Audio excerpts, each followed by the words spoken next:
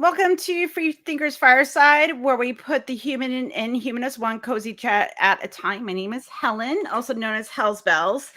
Before I bring on my guest, again, I am doing a fundraiser with Secular Rising, SR, Secular Rarity's new not-for-profit or secular organization, which will be next Monday, the 31st.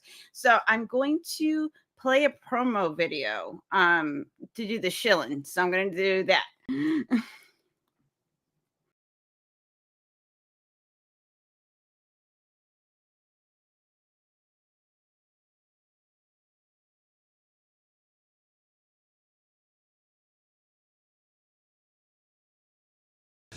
Join us on March 31st at 5:30 p.m. Central Time as we launch Secular Rising US, a brand new nonprofit organization dedicated to connecting and supporting atheists, humanists, and secular people. We'll bring on a bunch of awesome guests and talk about all the cool things we already have planned for this year. So hang out with us as we build a home for secular people. Secular Rising US, where secular people find their people.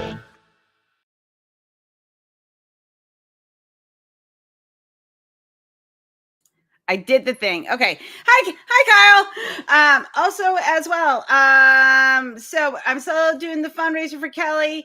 Who, for those of you that do not know, my friend Kelley from the atheist community of Austin, who is probably the person I credit the most to getting me involved with becoming an activist, is going through some financial hard times. So I put a link to his GoFundMe. Even if you can't donate, if you can just share it and promote it, that'd be also awesome. But even even though I'll donate like $5 instead of going to Starbucks, that'd be really great. So the link is in the doobly-doo. So give money or at least share it. And then I will put it in the chat as well. Thank you, Kyle, for being an awesome human being and sharing the link. Kyle gets a good person hat. Okay.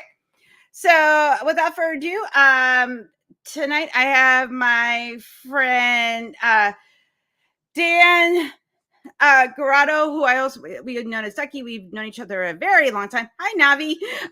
So we're gonna bring Dan on. So let's say hi to Dan. Hi, Dan. Hi. Welcome to the show. Great to be here. Thank you for being here. So tell all the people who you are and all that shit. So, we're starting the cussing off early. That's fine. You'll probably eventually listen. I'm not monetized yet, so I can swear in the first 5 minutes. I'm not monetized yet. Well, that will change. So, well, let me give you a few things of what I'm not.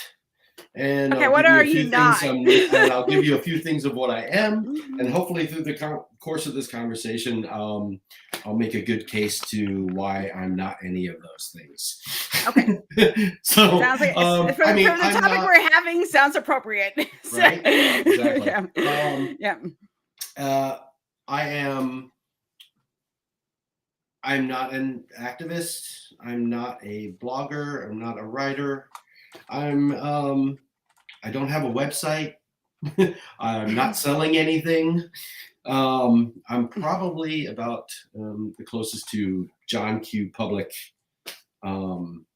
that's probably on this channel as far as I'm not. And so I'll tell you what I am. I'm Helen's friend, and if you ever heard her, she says she knows the best people. So that puts me in that.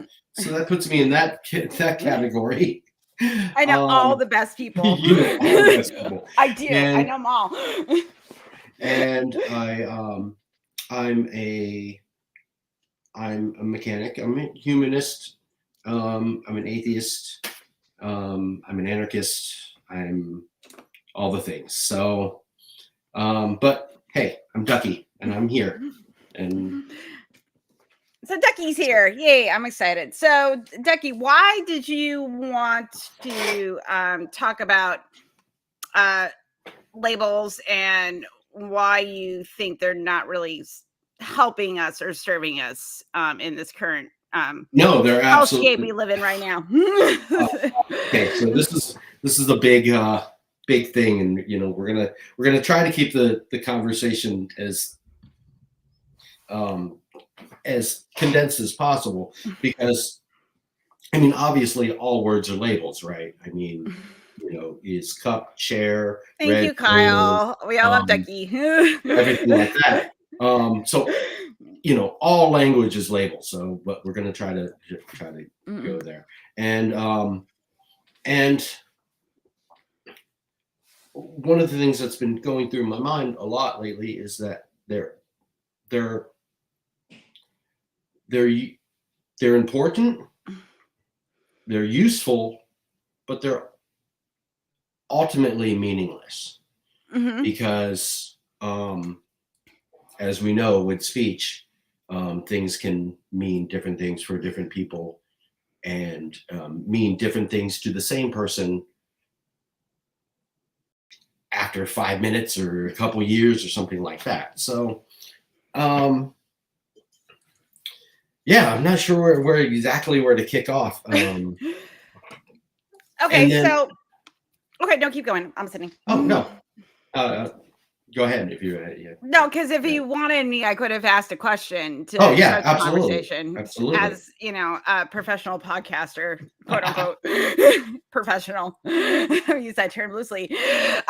So what? Okay, so there has been some, online discourse about, like, do labels even have, obviously, like, putting things into categories is helpful because we're people. That's always nice. But for human beings, and how we identify, like, and that sort of thing, where do you find that labels can be like a hindrance? How they can be a hindrance is that they're very incomplete. It's like almost as soon as you tack a label onto something, it will change. The meaning behind it will change, largely because we're ever changing people. We're multitudes. We're what's the most interesting thing about labels, especially if we just talk about like identity labels in a personal sense. One of the most interesting things is, like, as soon as we have a label to ourselves, it's almost like we want to rebel against it, right? We want to say that is not all of what I am, right? And it's not all encompassing. So that's an important part of that. Maybe we're getting a little, trying not to get too much in the weeds here, but we're gonna get in the weeds. It's just gonna happen. Just embrace it. All right. So what, for like, in your particular experience, what labels have you've been assigned, or ones that you've adopted that may still serve you, or other ones that you may have found that don't anymore? Like, because I consider me like a, for example, I have ADHD. I'm neurosparkly. I think that's a good descriptor for having a different brain, but that's not, I'm just not someone that happens to be neurodivergent. There's Right. other things, to me besides being a neurodivergent person. Right. Absolutely. I had something that I was speaking of neurodivergent. I had something that I was going to say, but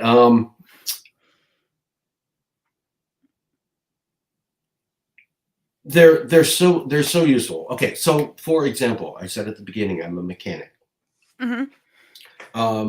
They're so useful in that they cut through a lot of red tape of what we're getting at, and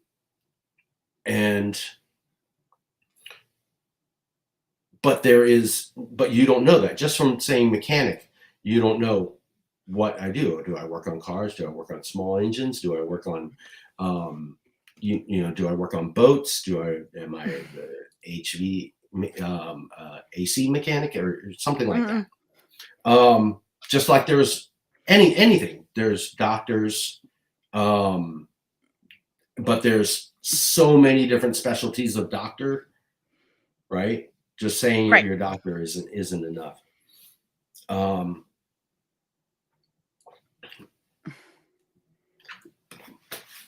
So again, they're very, very useful, but it gets very it gets so blurry because where's the line? Because as we know from like talking about like evolution and stuff like that, it's there's no one thing. It's always things blending into other things, becoming part of this, and then weaving in and out. And so I hope that answers it. I don't know if So I think what you're saying, that it's not as straightforward as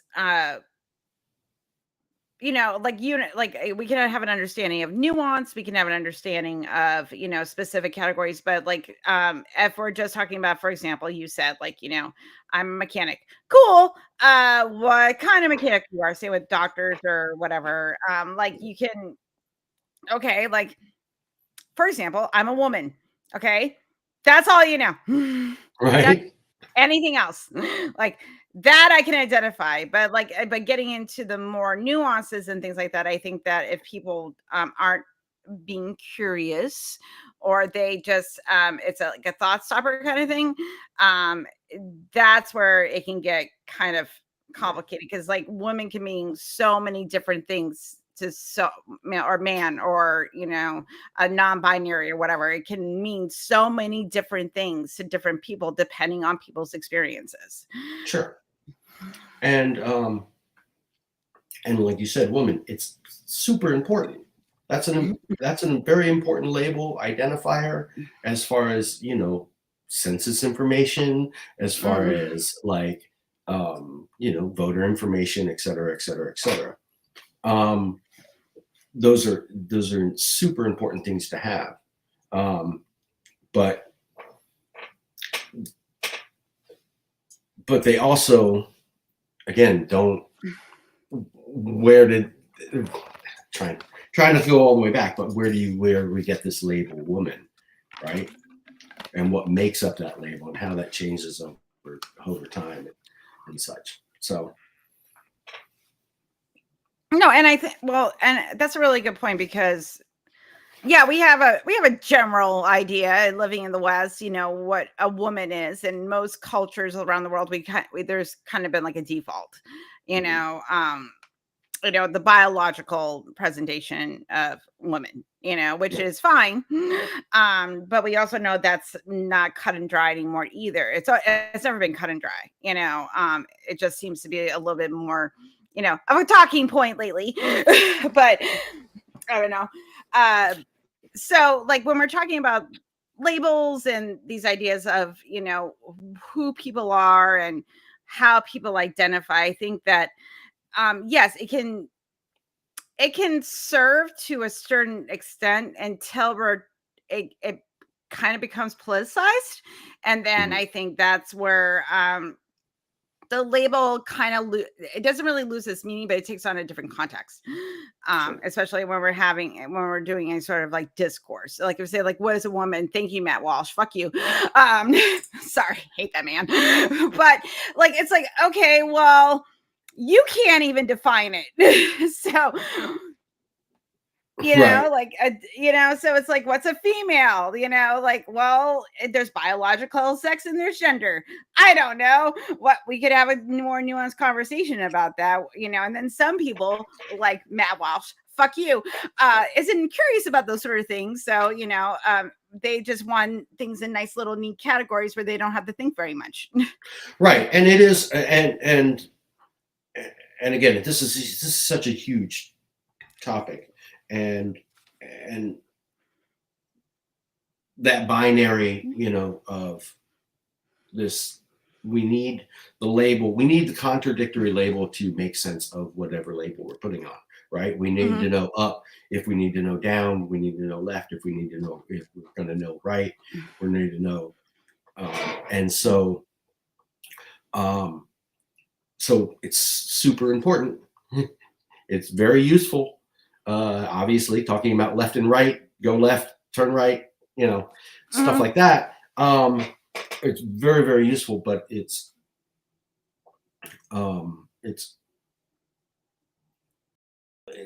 well, okay, not to sidetrack there, but one of the things, say for instance, something that's a part of my identity, and we really didn't go into my history when we did this, but I'm Pacific Islander, right? And we can get more nuanced in than saying that, you know, my mom was from the Philippines, my dad was from Guam. But I was born here in Florida, and I don't have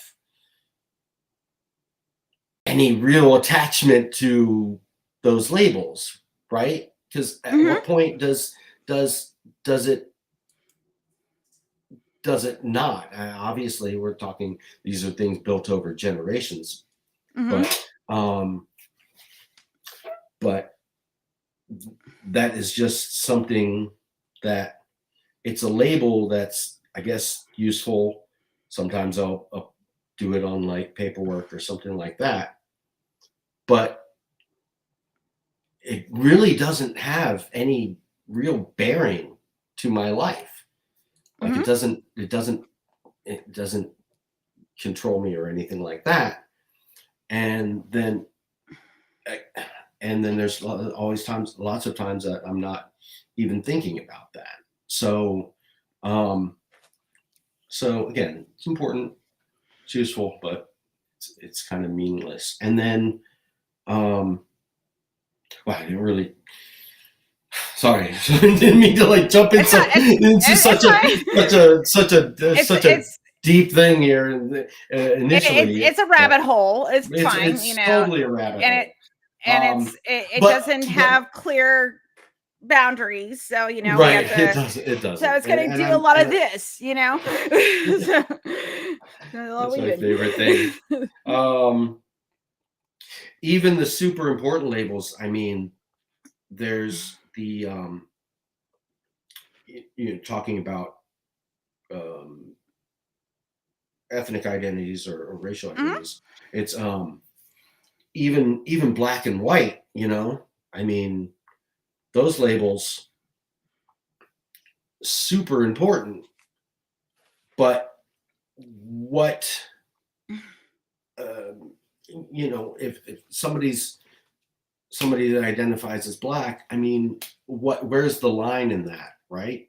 Like, what about like people that have black and white parents, and then they're you know, mixed kids, and then through generations, at what point does it become like, where's the line, and what point does it become like, oh, you know, I was 1/8 Cherokee on my mom's side, and it's I mean, like, it becomes such a thing, and then again, using like indigenous people, indigenous identities, like certain tribes. Don't forget, those tribes were moving and developing and everything like that before that, right? And so that's it. It's just I definitely always want to equate language and markers the same way you usually do that in, say, like thinking about like an evolutionary sense, where it's this it's things coming in and then out and then mixing and dividing and stuff like that. But I think what drives a lot of that is what I mentioned earlier, was that thing of us rebelling against the label ourselves. and a good way. I mean, a good way to put it is just that you change this label, and of course, of yourself. Like, I forgot to say I'm also a musician. So yeah, there's that too. there's that too. It's so yeah. I'm a mechanic, and but the stuff that blends between those two fields. I'm just going to use those really wide markers there, like musician and mechanic, and how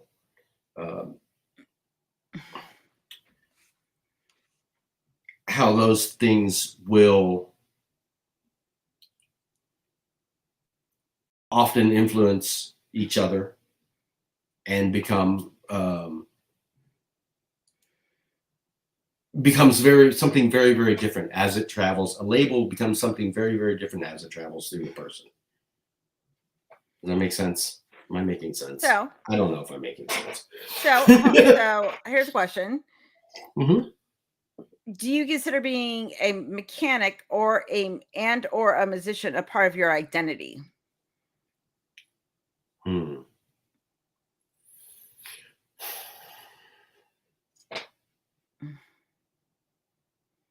Identity.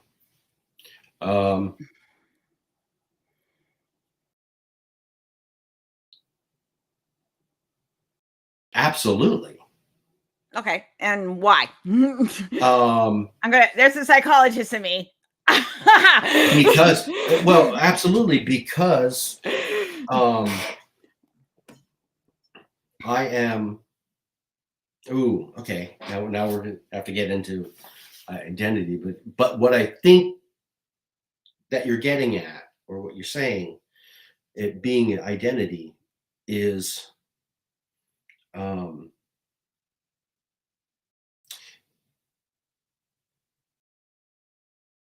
is influencing the education that I get. Does that make sense? Like how I'm learning, and it's this back and forth of learning. Both I'm learning and I'm testing, then I'm and so then how I interact is based on this. And maybe these are bad markers to use, but I don't know. But does that make sense? Like, because I will internalize it, especially in music. Music is something that you need to internalize it to to bring it forth, right? Through practice, through repetition, through it both becoming part of you, then how you exert it out into the world. And so it is, if you say by identity, I should probably ask you that first. Okay. How do you define identity? Yeah, those are huge parts of my identity. And then I want to rebel against it immediately. Right. That's the thing. Like, I don't like my particular profession. I don't consider it a part of my identity because it's a job. I'm very good at my job. I'm currently the head breadwinner in my house. I've won feminism. So, okay. Or capitalism. I don't know, both. But it's not, I don't consider it like I'm a care coordinator, but it's my label for my job. It's not really related to my identity. There's certain aspects of my identity that play into they give me a leg up or whatever in my profession. Like I think of but like being an activist, I would consider a part of my identity. Being a voice for reason and for marginalized groups, and talking about like, hey, things are kind of fucked up. Let's not make things fucked up. Let's make them better. Okay, great. Right. Doing that type of work. I think if you ask Todd if he considered being a musician and part of his identity, he would say yes. So I think but at the end of the day, like if you let's say you broke both your hands and you couldn't use your hands anymore, would you still be a musician and a mechanic? Would they still be part of your identity, or would you have to morph it into some and kind of reinvent yourself? To that, Because then again, like how much attachment we have to these labels that we give ourselves. Right. And so, like, well, to answer your question, would you still be a mechanic or a musician? Absolutely, because I would.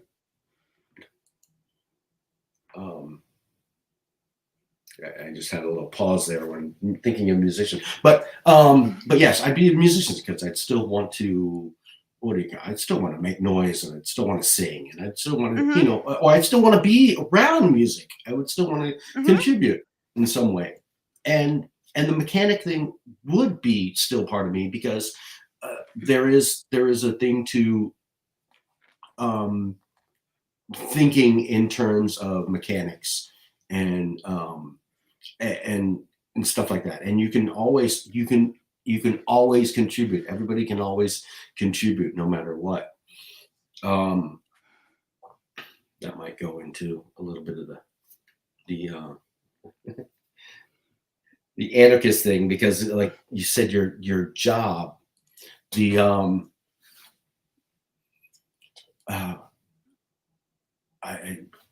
want everybody to learn and to try to do as many things as possible, and I think we all do that naturally. We try to just gain knowledge and different stuff like that.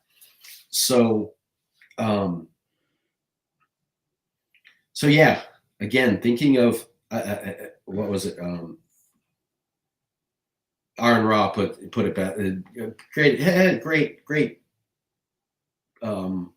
way of describing the evolutionary tree. Like, it's not this single trunk that came up.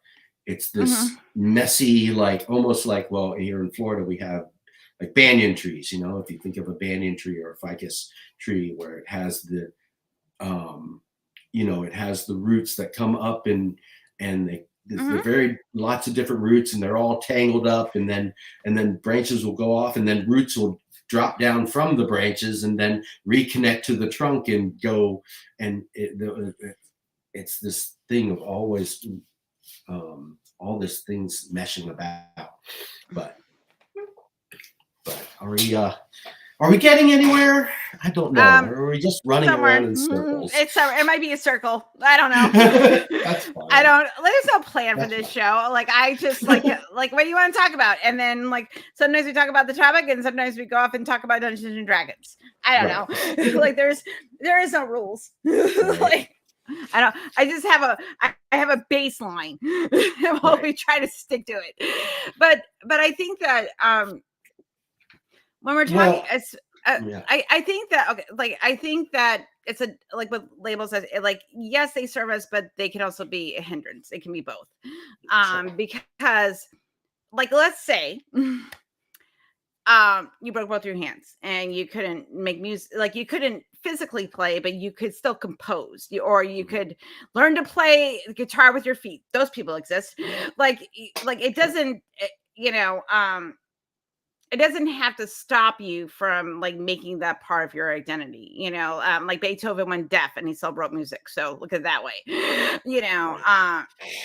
so, we can have that conversation. But I think that if you're so attached to a label that it's like, if I can't do this, then I can't do anything, that is like I am this type of person, I'm this is how I identify. And then if that changes and then you're not able to adapt or change with that, I think that then your label is kind of hindering you, like if you took on, like if, like for example, myself, if as someone that is, that has ADHD, if I said, well, I have ADHD, so I can't do this or I can't do that, I'm already limiting myself by my label rather than how do I work with this thing that I have and use it, and recognize where my shortcomings are. And then, also how it gives me an advantage or whatever.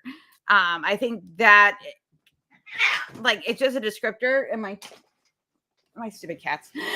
So Oh, no. what was that? I have two cats in here and they're fighting. So like I think that's we have to like think about how we're reframing how we're using these labels, because I think that can be a problem too. Sure. If you say like, well, I'm this, and it's like, okay, yeah, you're that, but you're also other things. You're not just one thing, and just because that one thing will change doesn't mean that, your world is going to like fall apart and end, it just means you're just going through a change. But I think some people like really hold on to shit a lot. And this is all, I mean, what we're discussing is just a mechanism of language, right? Of just trying to, again, like you said, we're putting things into boxes. And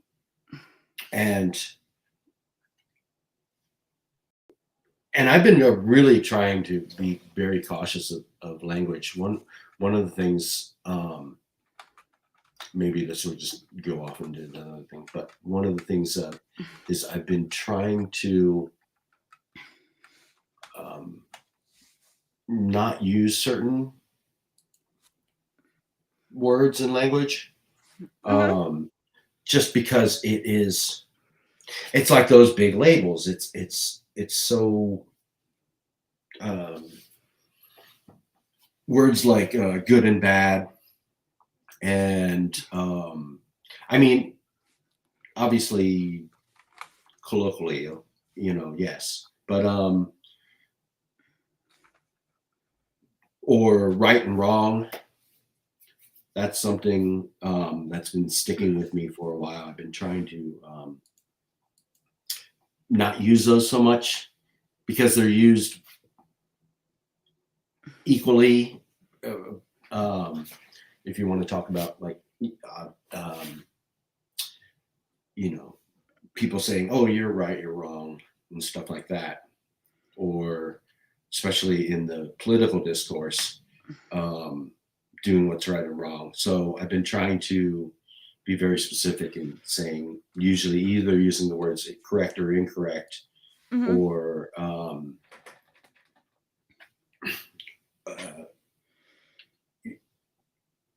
usually using things like that. So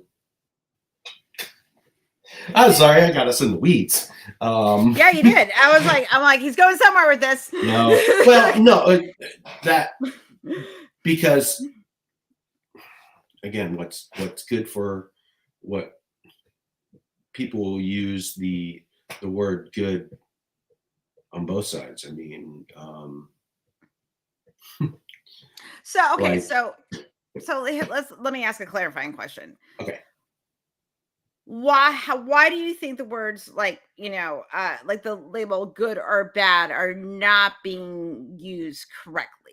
In your personal opinion, this doesn't have to be. Oh, no. I mean, obviously they're subjective, right?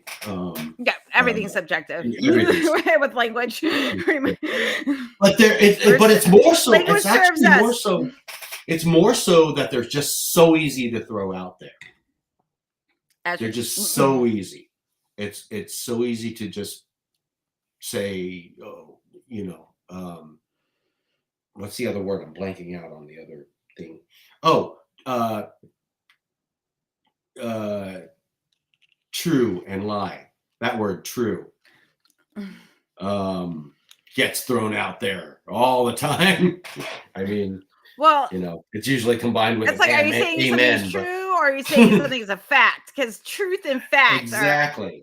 are Exactly. it's a little wibbly wobbly, you Right. know, timey wimey, you know, Right. because I'm like, wait, hold on, what? Because like, Yeah. if I'm in a full philosophical debate with somebody and they say what is truth, and I said, are we talking about like truth, like you telling me a God exists might be your truth, Mhm. but to me, I'm like, I don't know. So it's not really a truth, you know, versus like, you know, the Truth, right. sky being blue, which again, subjectively not blue, but coins and eyes tell us it's blue. So it's blue. Like, where's the truth in It's that? blue. It's It's it blue to gets us. wibbly wobbly, timey wimey. And Right. I think, yeah. And so I'll bring in the mechanic thing. One of the Yeah. things I like to say is either the engine runs or it doesn't, right? I Right. mean, there's the objective thing of you know, you got one person holding gasoline and you got one person holding water. Yeah. It's one of those things is going to run the engine and not, you know, and the solution isn't the person in the middle either. The you know, the solution isn't the person with the watered down gasoline. It's there's still like objective truths as far as that's like one of my examples that I use as far as reaching like I actually like to use car analogies when I'm talking to people because one, everybody has relationship with vehicles in some way or another, either owning a vehicle or doing some. So when I use analogies, I mean that's how I kind of use I use an analogy against the idea of any kind of supernatural thing. Right. I use the analogy when people talk about, you know, anything religious or even woo woo type of spirituality, supernaturalism. I'm like, there's nothing supernatural. Not only that, I don't want anything supernatural. Right. Like when I step on the brake of my car, I like want all the rules of physics in place. You know, I don't want, you know, I need, you know, all the rules of, you know, fluid hydraulics and temperature and weight You mean distribution. wait a minute, it's not faith that's making it's your not car faith. stop. It's Right. not faith. No, Really? it's actually and heat dissipation and friction and all these. There's so much science and just thinking of putting your foot on that brake and stopping your car. And I don't want something that's going to upend every, you know, all the rules of physics. Like I don't want that. It's not even making an argument again like that there isn't. It's an argument of saying I actually don't want that. Like that's not like what I want to see happen. Like I don't want mountains moved, especially when I'm driving over them. Or, Yeah, tell you know, that. that would be bad. And then if they do move, somebody broke science. Right. Like, I don't want people breaking science. Right. It's scary. like there's enough scientific mysteries in the world that we're still trying to figure out Right. that break my brain. I like mountains staying in one spot. It's kind of like how I like things to be. But Right. you make a good point of, because like I have this conversation a lot with Thea's. Every Tuesday night I do it. The ACA lets me do a TikTok, and I go on. I talk to people what they believe in and why.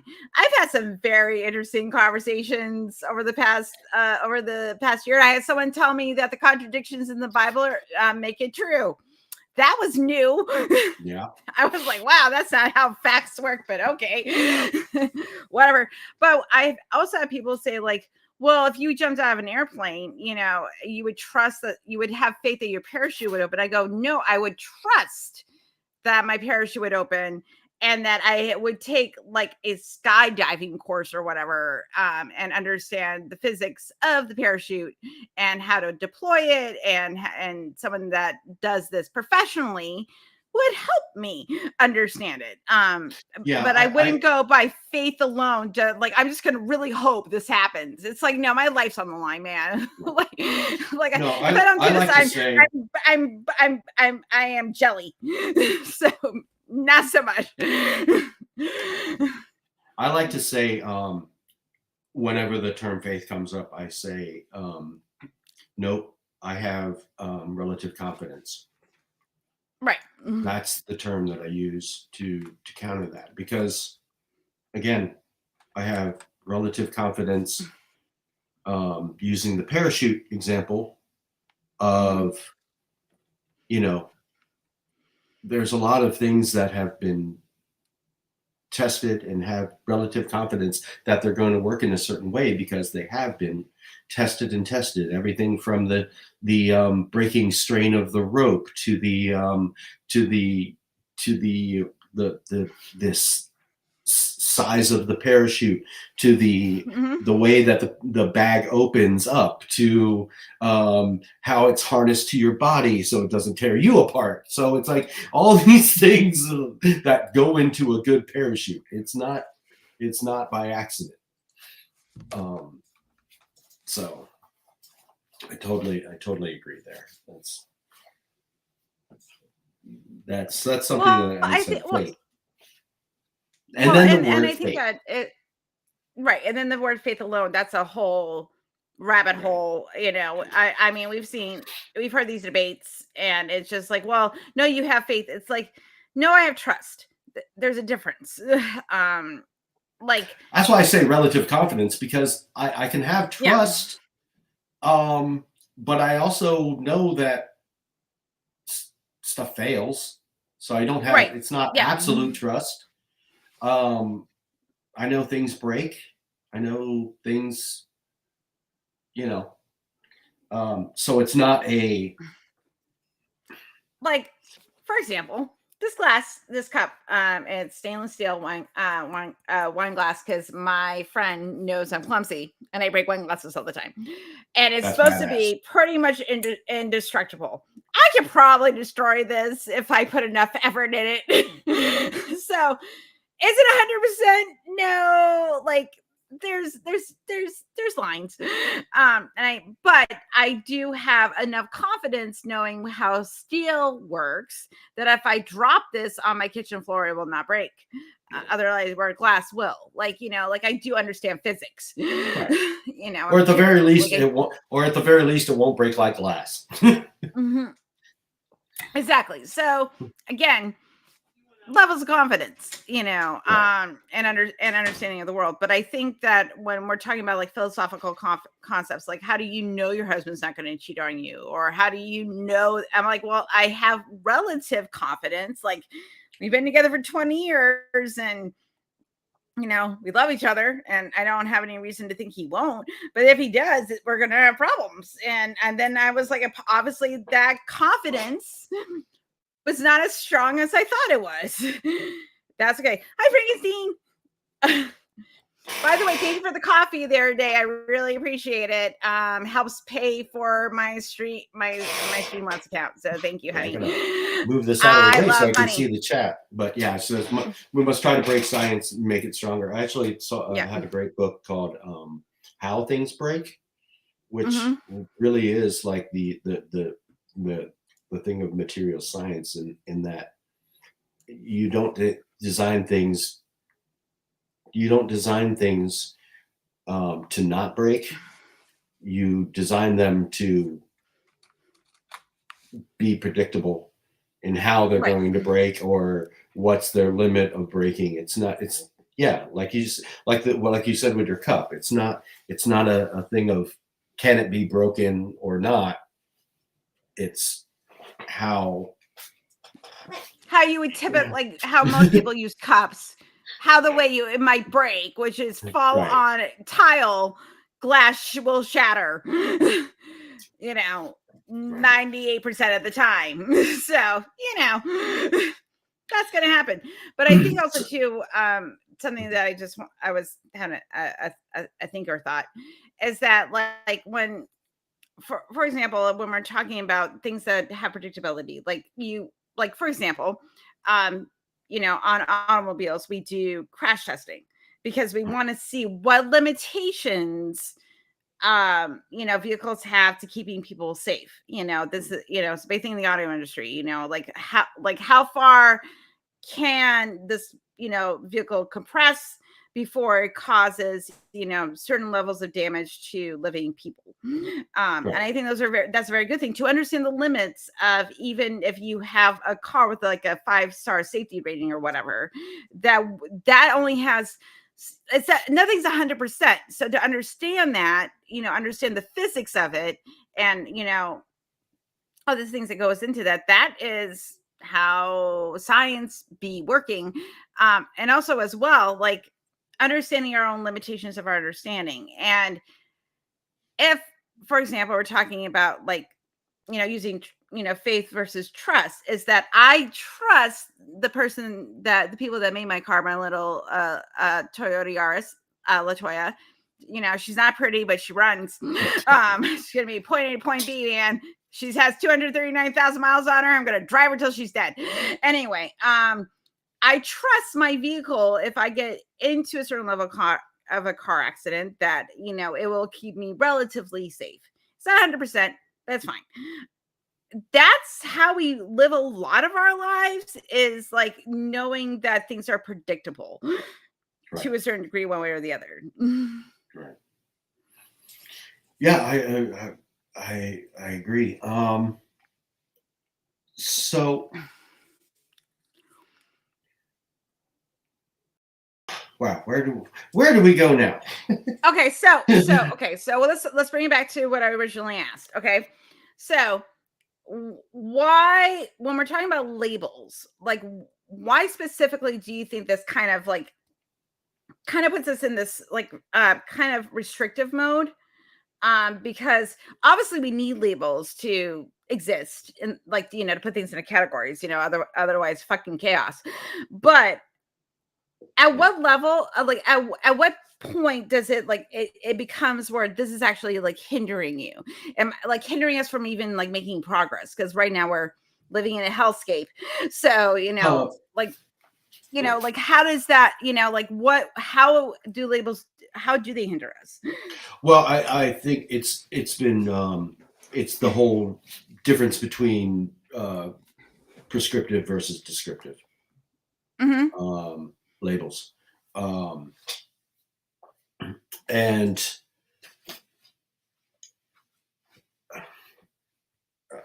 how was I going to put this? It's the difference of putting, like prescriptive versus descriptive labels, and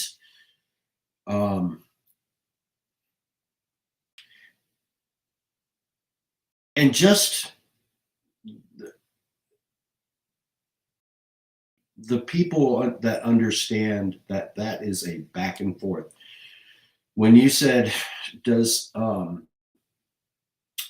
does mechanics or music is that part of my identity? It's one of those, it's creating me and it's my expression at the same time. It's this back and forth.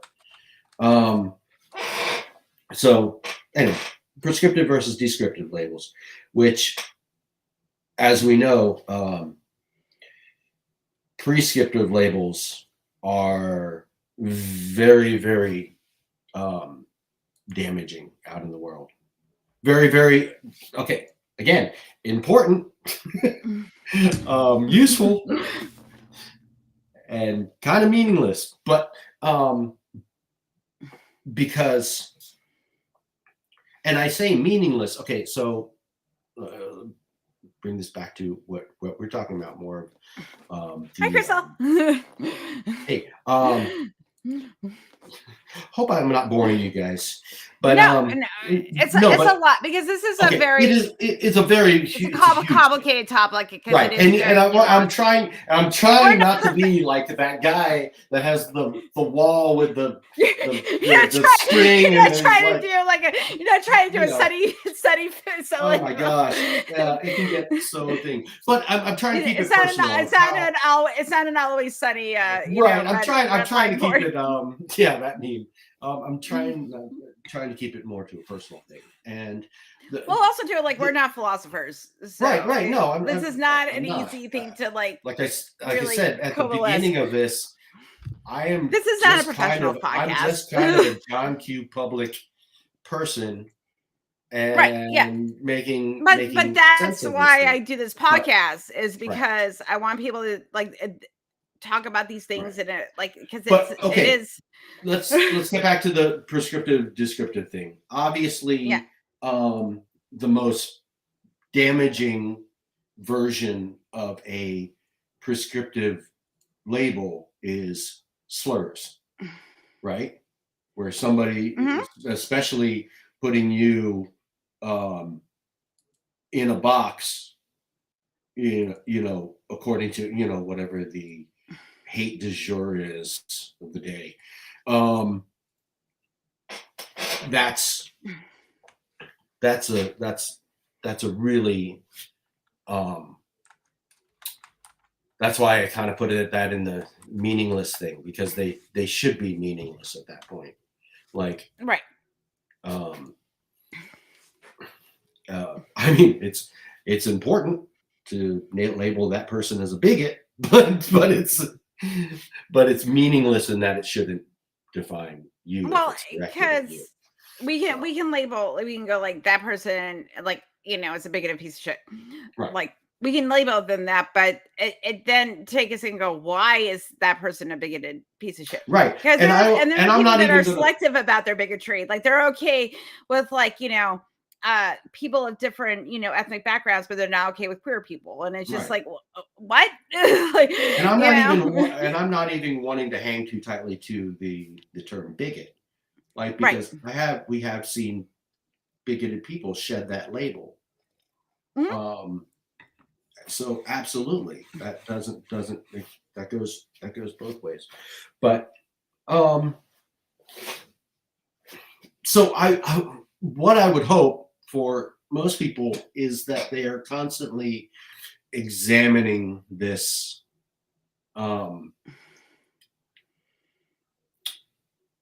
how these labels like weave in and out of our lives constantly, and how we use them and stuff like that. That's labels, and again, labels, language, super wide thing.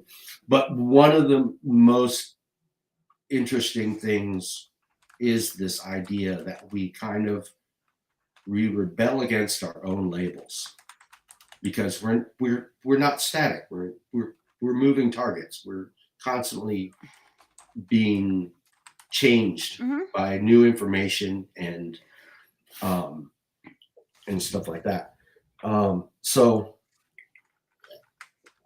information, education, and stuff like that, which I do believe is the one true hierarchy. What? What is the one true hierarchy?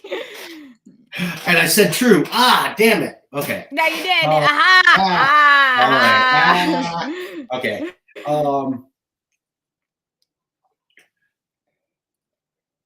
This is well, I said at the beginning that I'm also an anarchist, and that brings up a whole bunch of things for a lot of people. It like when I tell people I'm an anarchist, like, because and they go, well, you want complete disorder? I'm like, no, I just want to burn it all down and try again.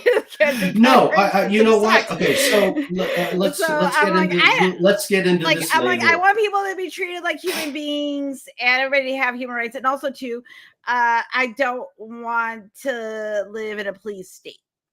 Right. Just It's Okay. gross. Well, let me get into this a little bit because again, let's talk about anarchy and label. Let's talk about the label of anarchy. Anarchy. Okay.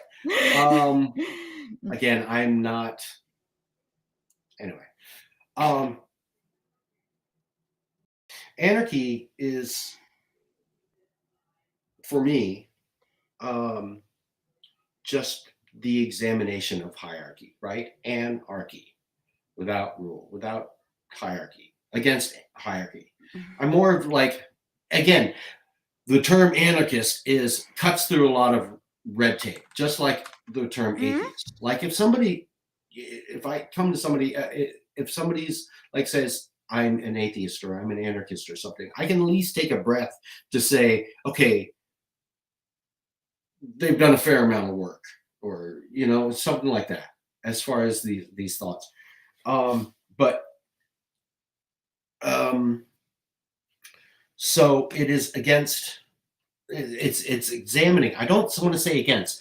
That's the thing is like so frustrating with some of these labels, especially around us. Is like they're very much in opposition, and they kind of need to be like atheist or anarchist or whatever else. And they kind of need to be because of this societal push to make things normal, right? To define the normal. Where is that middle ground of normal? So anyway, getting on track. So anarchy is the examination of hierarchy, and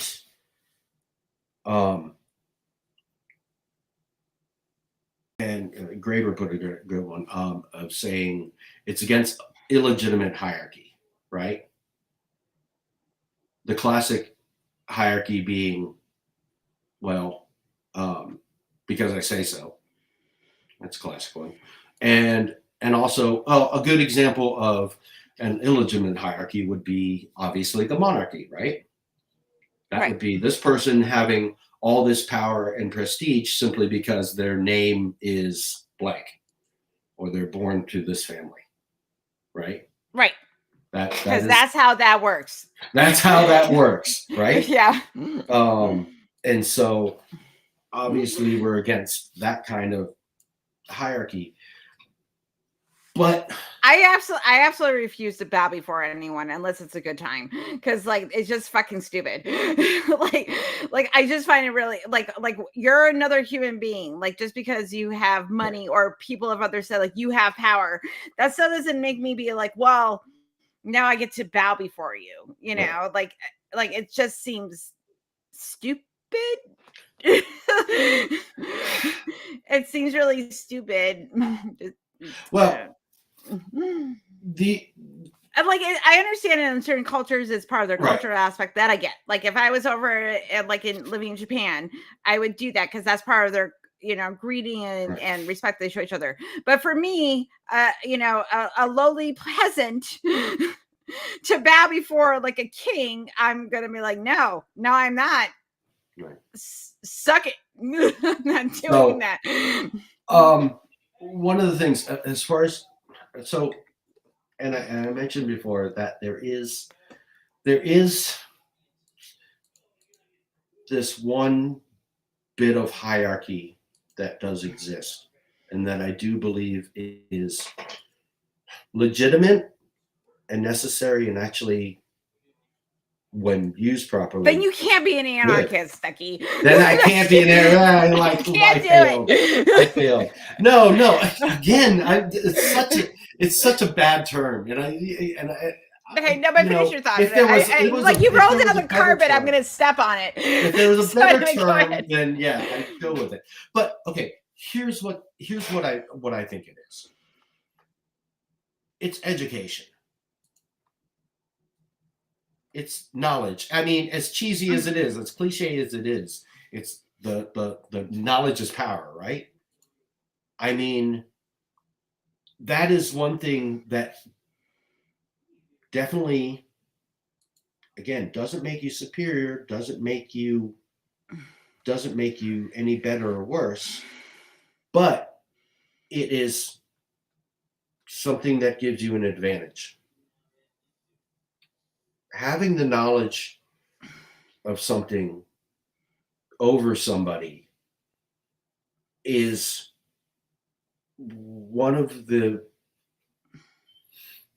that's the starting point, I think.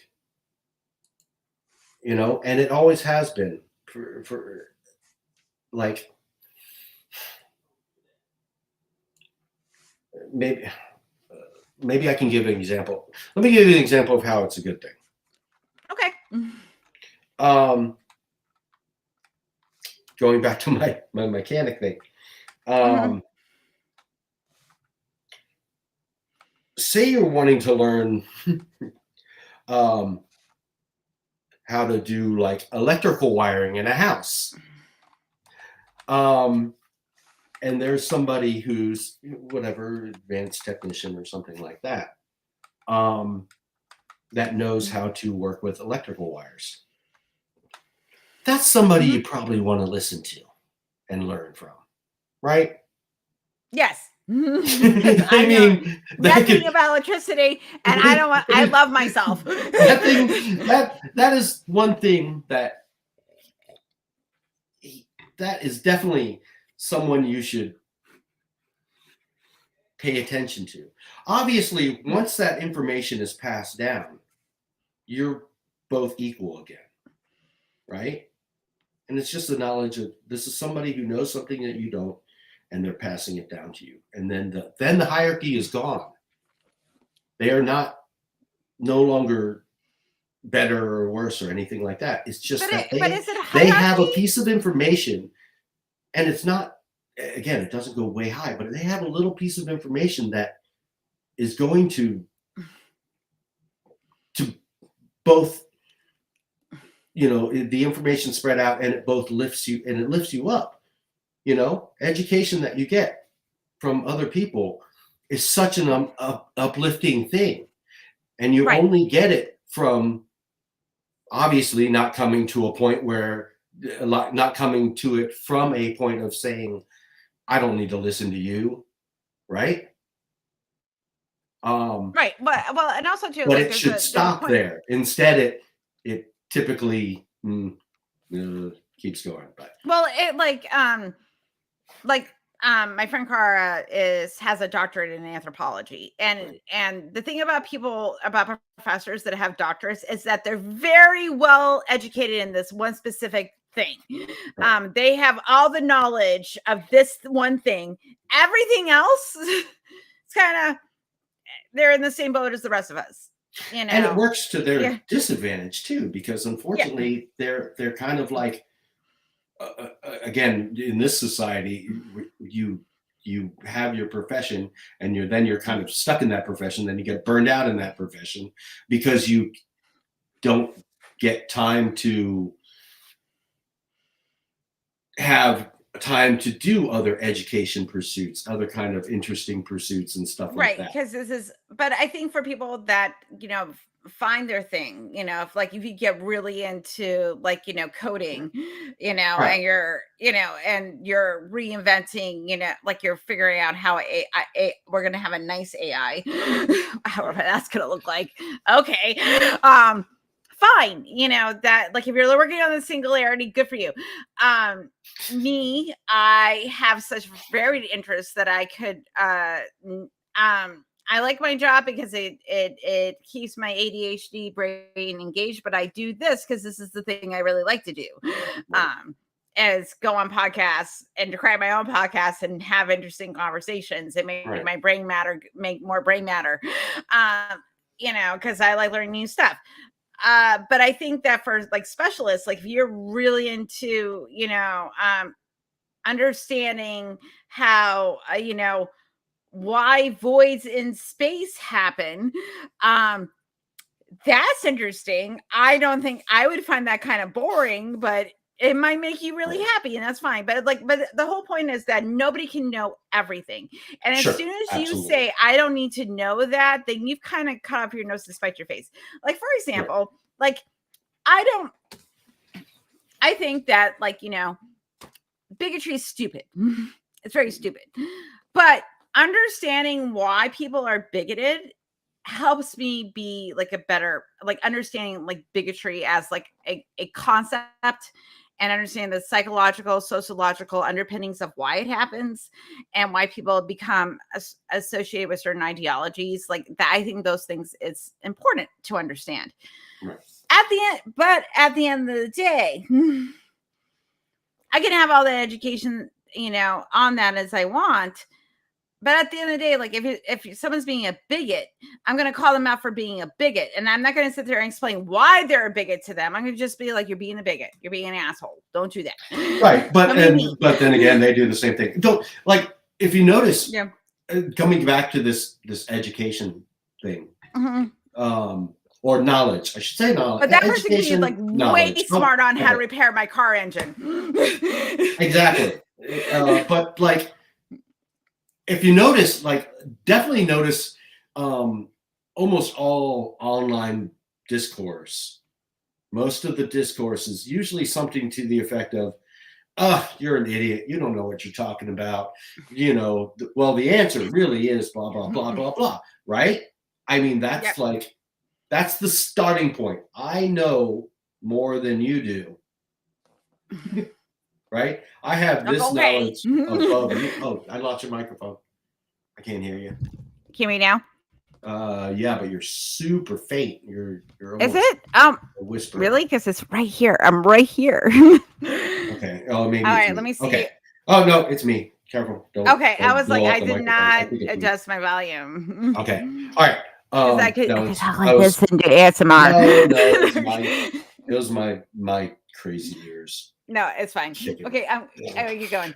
So that is, again, knowledge can give you extreme power over a person.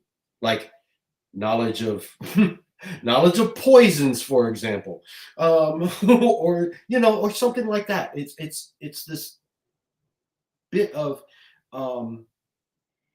so that's why I think that,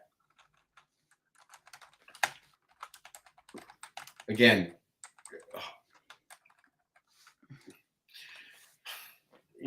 hierarchy, power, stuff like that.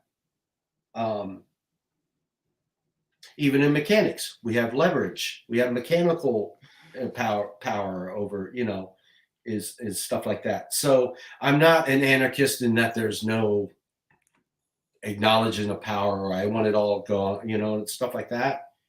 I'm just saying all that needs to be examined very carefully and thoroughly, and just note how that it creeps into our lives in so many ways, and without even thinking about it. And I think and I think that's a good point about like being an anarchist. It's not because we're sitting there going like we want chaos. That's not what we want. We want to look at systems, and as human beings, are certain systems serving us? The current systems that we live in don't. Because there's always someone being exploited. There's always someone that's being marginalized. There's always someone that is just getting by, where there's underserved populations from all different demographics. And there's this idea that, there has to be some kind of authority figure to tell you, how we have to behave. And I'm like, listen, as long as somebody's hurting each other, I don't care. It's just when you're hurting each other, then we should care. And that's physically, emotionally, or mentally. Like if you're being harmed in any of those ways, you can't get an education, you're not getting access to resources that you need, blah, blah, blah. I tend to be like, that's fucked up. That we have to all kind of like what we owe to each other, how we take care of one another. I'm an anarchist in the way that the system is not serving us as a populace, because you as a Pacific Islander, me as a white person, but a woman, like we're also navigating this weird sort of like hierarchy That doesn't make any fucking sense, living in the United States and living in the West, because there's certain rules we're supposed to follow that were made up by colonialism and bullshit and religion that doesn't make sense in the 21st century. Oh my gosh, like, colonialism. We should have started with that, because I mean, know, right? Colonialism. I mean, yeah, me, Pacific Islander, Spanish colonies.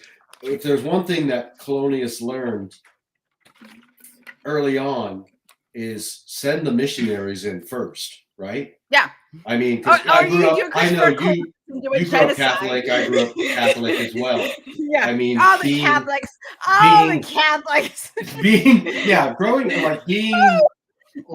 Being Pacific Islander and being Filipino and Guamanian, those are both Spanish territories and later U.S. territories. Obviously, being a Catholic, it wasn't that difficult. But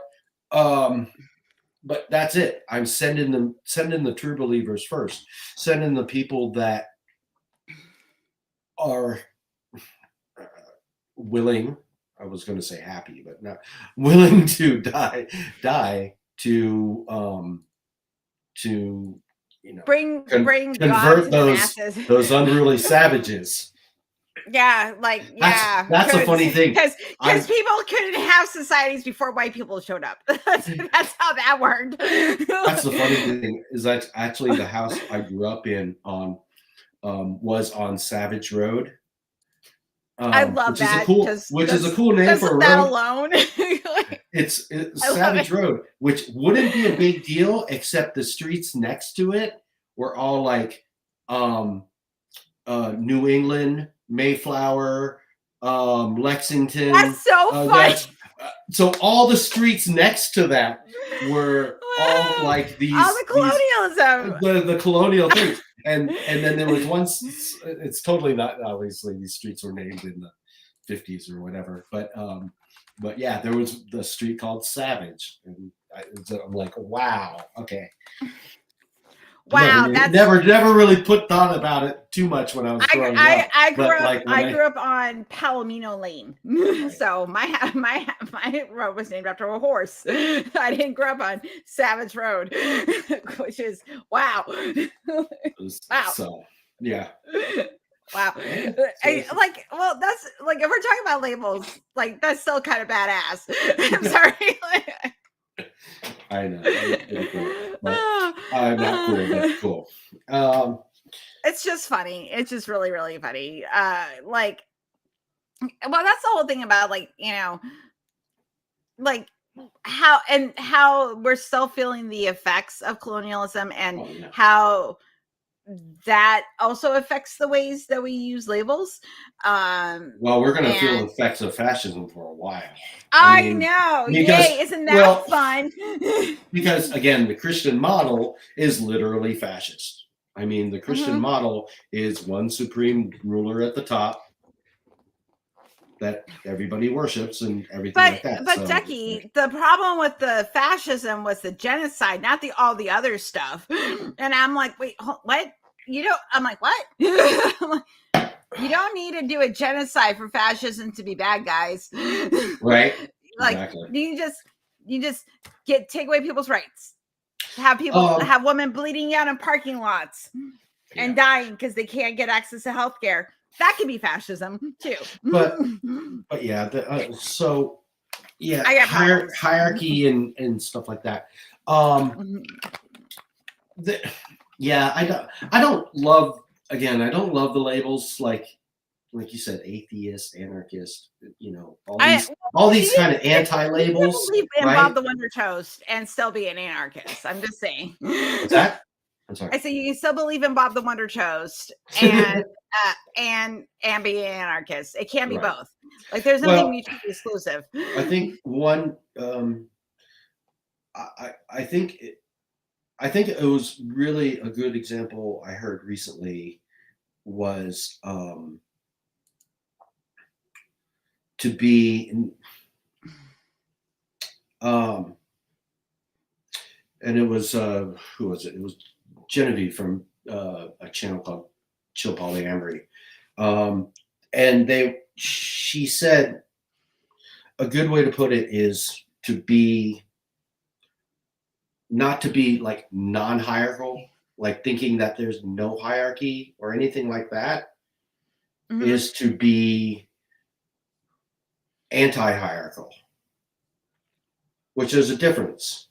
It's almost like being, somebody being anti-racist versus not racist. Right. Does that make it's a slight turn of phrase, but it really makes a big difference. In that, there's nothing worse than somebody saying, "Well, I don't see color." It's like, no, you want to see color. You want to see the injustice. You want to, you want to be Right, against. like- You want to be anti-racist, not non-racist. Right. I don't There's have a difference. racist bone in my body and stuff like that, because what you do is you've removed yourself from it. You've thought, oh, I'm above all this, or isn't something not. that doesn't. No, you're not. Right, exactly. Because also, because everybody has that programming. We all have priming.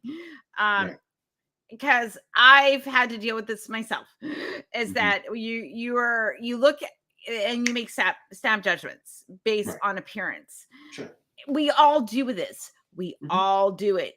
I don't care who you are, you all do it. The difference is you go, wait, is that, you take a minute and go, is that true, or was this some bullshit that I was taught? Right. That's the difference, because you recognize that you have racist ideas in your head that was implanted to you, especially me living as a white person in the United States, and growing up in the time that we are, that I have racist thoughts that flow through my brain just because of psychological priming. It takes a minute for you to go, that's not true.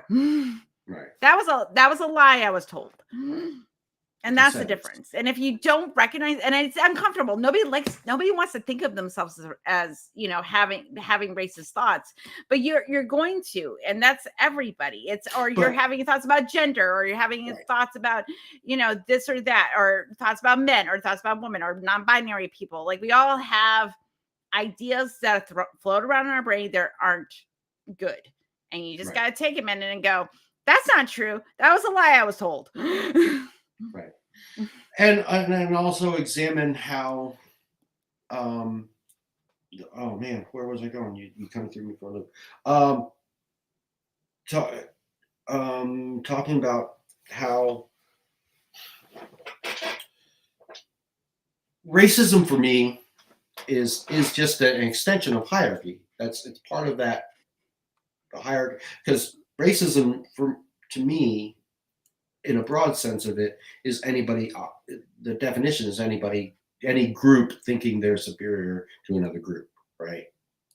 Thinking, well, I am superior. Well, yeah, I have less melanin. But you can show I have less melanin. I'm obviously but you can superior. show your anyway.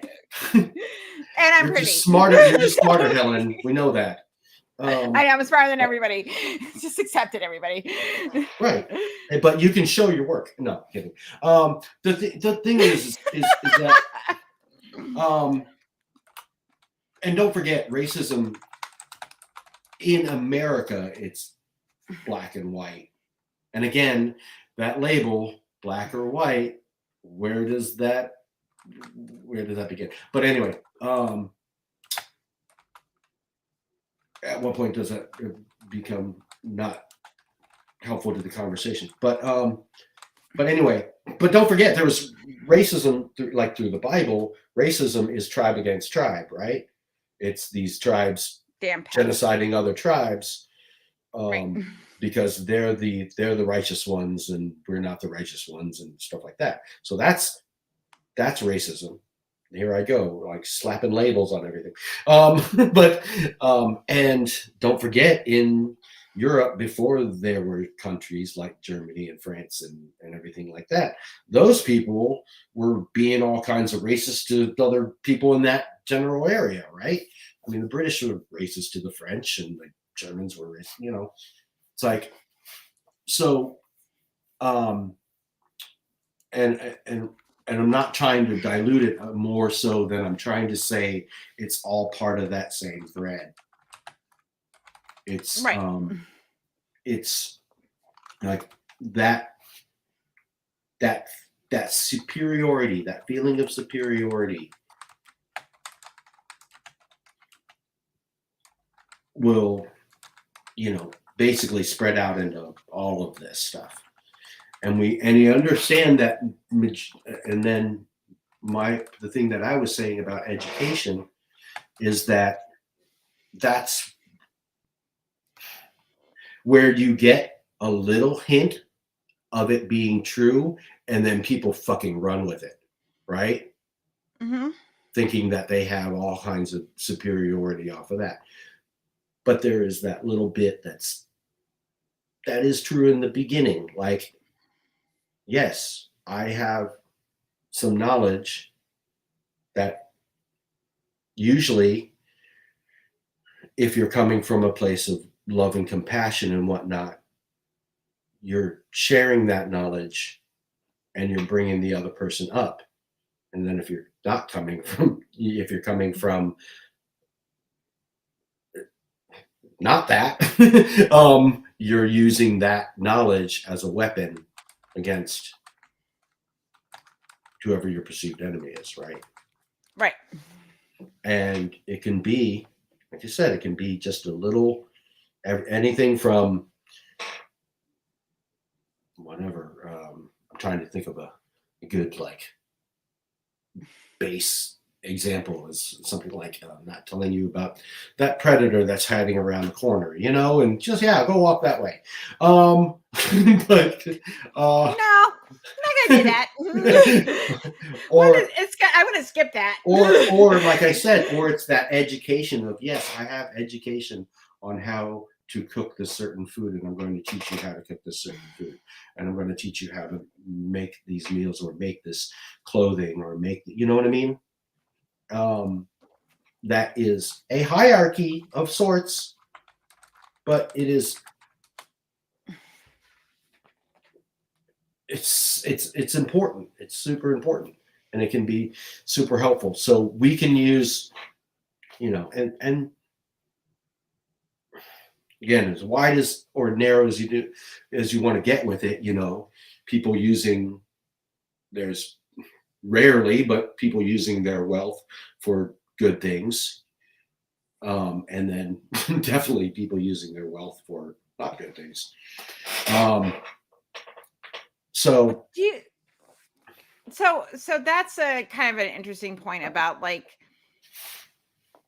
for example, we're talking about like labels, like, that I am a wealthy person.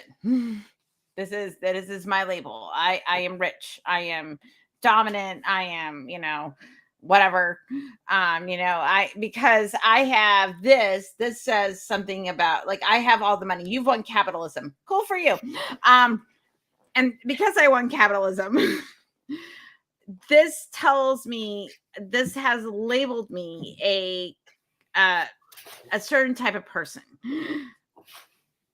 I don't think, I'm just going to say this, that's a good way to measure character of who you are as a human being. Like, I think that how you treat other people is more of a descriptor of what type of person you are. Like, if someone would label me compassionate, I was like, please do. I would take that as like a label that I would take on about myself. But I think that, for capitalists and people that take on certain labels of, like, I am rich, I am powerful, I am, a man, I am white, I am this, I am that. It's like this, the label serves them. They are serving the label, then the label serving them. That is, that they have to be this thing to have any sort of personality or identifier about themselves. And I think that's where it gets sticky and gross. And for lack of a better term, right? Yeah. I totally agree. Wow. And so examining this stuff and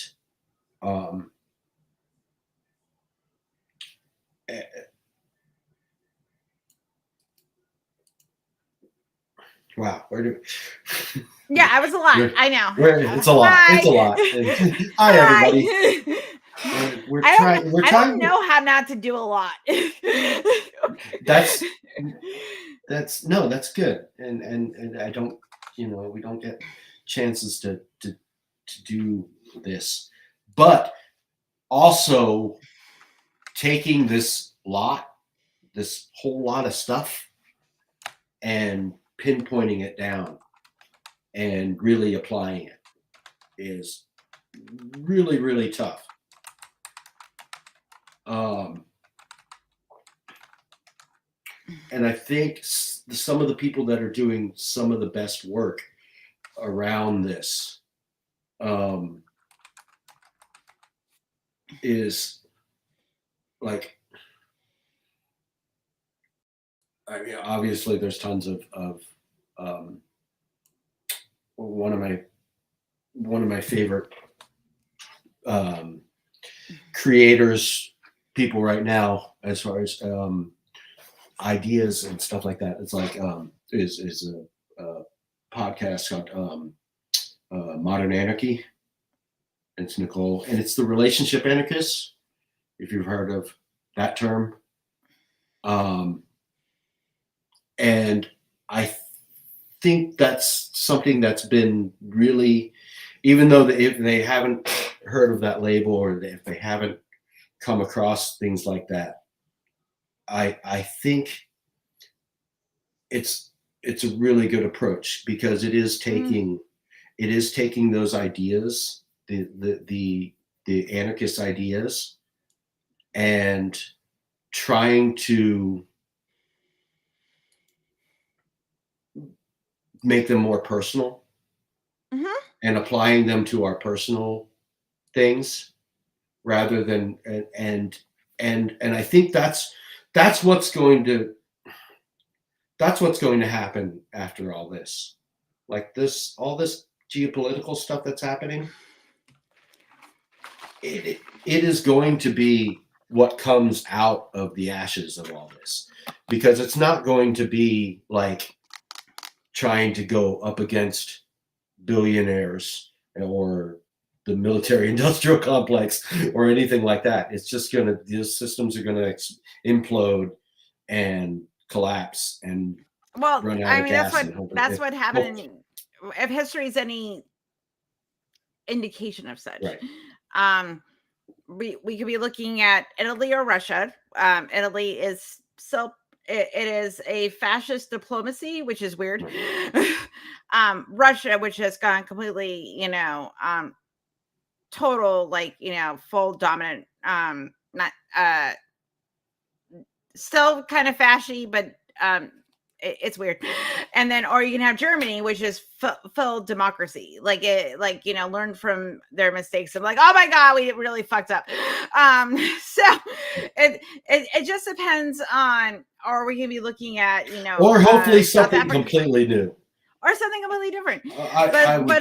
But either way, like, we are, like, I think also because we're living in late stage capitalism, that also feeds a lot into that. And that when push comes to shove, when people are kind of getting their backs pressed against the wall, you're going to see an emergence, especially living in the United States, where we are so diverse that and there we have been kind of made on this melting pot idea, which also weirdly came out of colonialism, because they didn't really understand what that meant. Because guess what? You didn't understand what it meant. Like melting pot, but Christianity. So maybe, and it's like, no, people. No, we need you all to coalesce again. I need you all to coalesce. Like we had all our fun denominations and stuff that help you to like build communities, because again, building communities is the core of what we do as people be people be people in. So and I was going to get to that, but yeah, communities. I mean, even the craziest far right thing people are still like, hey, communities. I mean, what was that quote from the Breakfast Club? It's demented and sad, but social, you know? Yep. But I go like I just hang around with everybody that's having an existential crisis. Like the goth girl has not died. I know. It's not died. But yeah, communities, and let me going back to this the relationship anarchist idea, in that one of the ways that capitalism and hierarchy and labels and all this stuff that we're kind of been just kind of having fun with the leaf blower here, is in interpersonal relationships, and that that it can be so influential in that, and we don't. That seems to be where we last examine this stuff, right?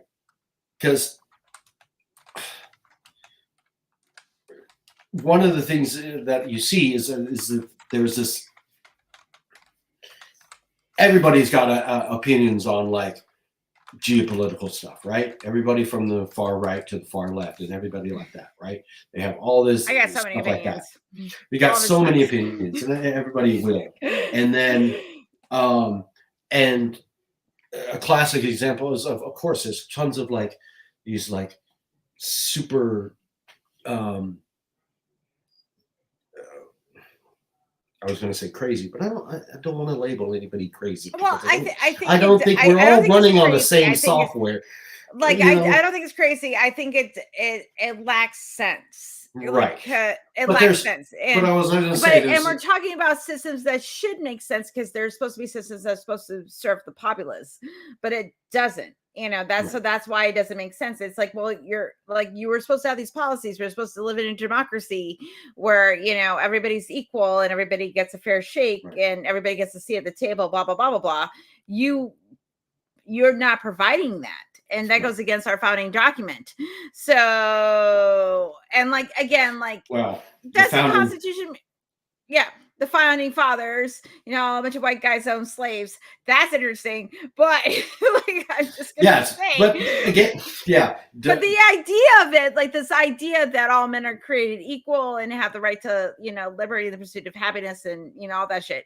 Like that's a very good ideal to live by, you know, like when I think of liberty, but again, liberty is a label.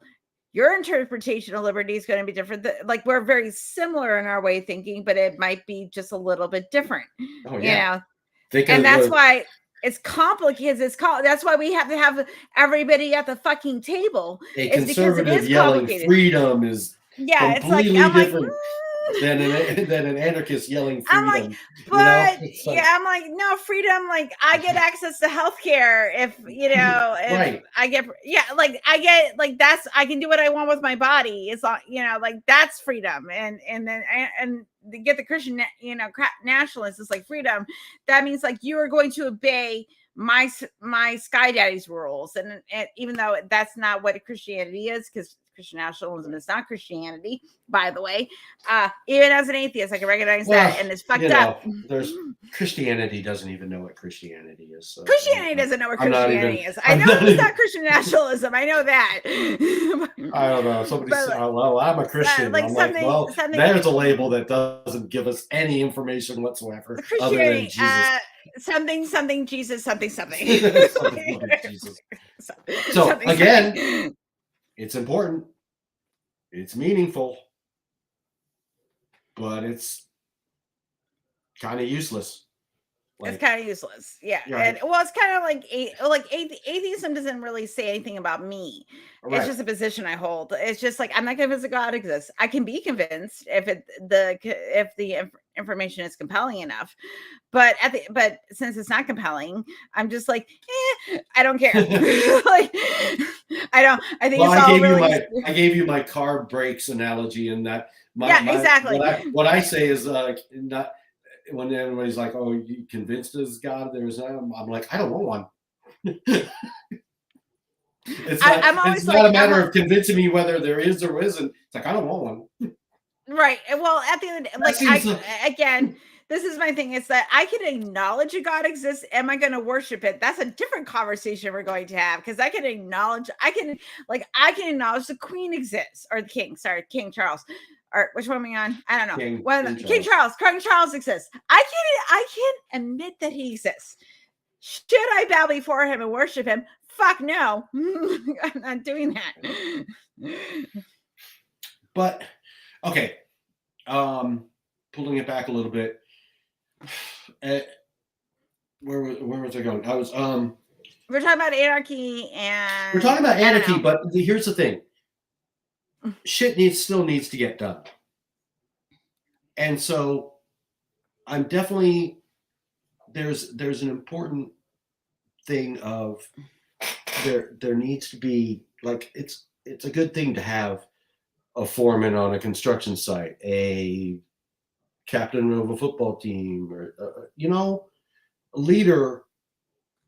Obviously, what capitalism has done is taken that idea of that there should be somebody kind of doing some coordination stuff and putting another manager on top of that and another manager on top of that, and layer upon layer and layer upon hierarchy, and then letting all the money pass by all those people up to the CEO, And so it's that thing of saying there's a little bit of truth in that. Yes. Yeah. There needs to be coordinators. There needs to be kind of a everybody get on the same page type of thing. And it does help that if it gets filtered through somebody, or somebody like a teacher in a classroom is not like the end all be all, but it is a bit of knowledge above that they're wanting to distribute through that. Right. Right. So, right. So that's kind of what I'm driving at. That is important. It's very important. It's very meaningful as far as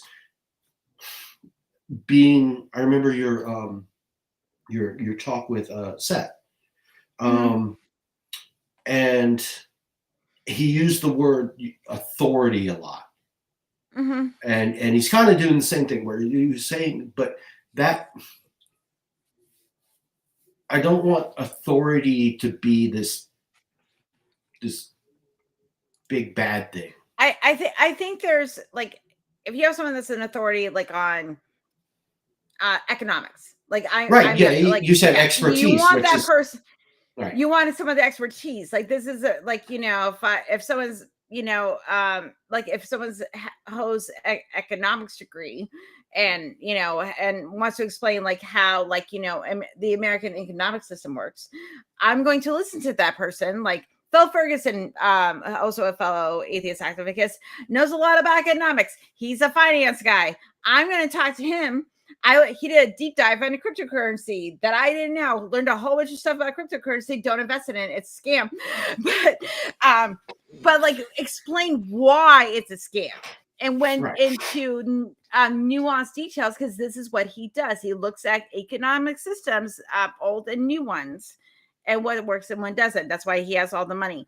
But I would love for that expertise to be distributed even more widely, because again, and that's the our education system is kind of filtered through a capitalist lens, and that all the information and all the expertise has to be hoarded in one person until they get this heralded degree, which is again important.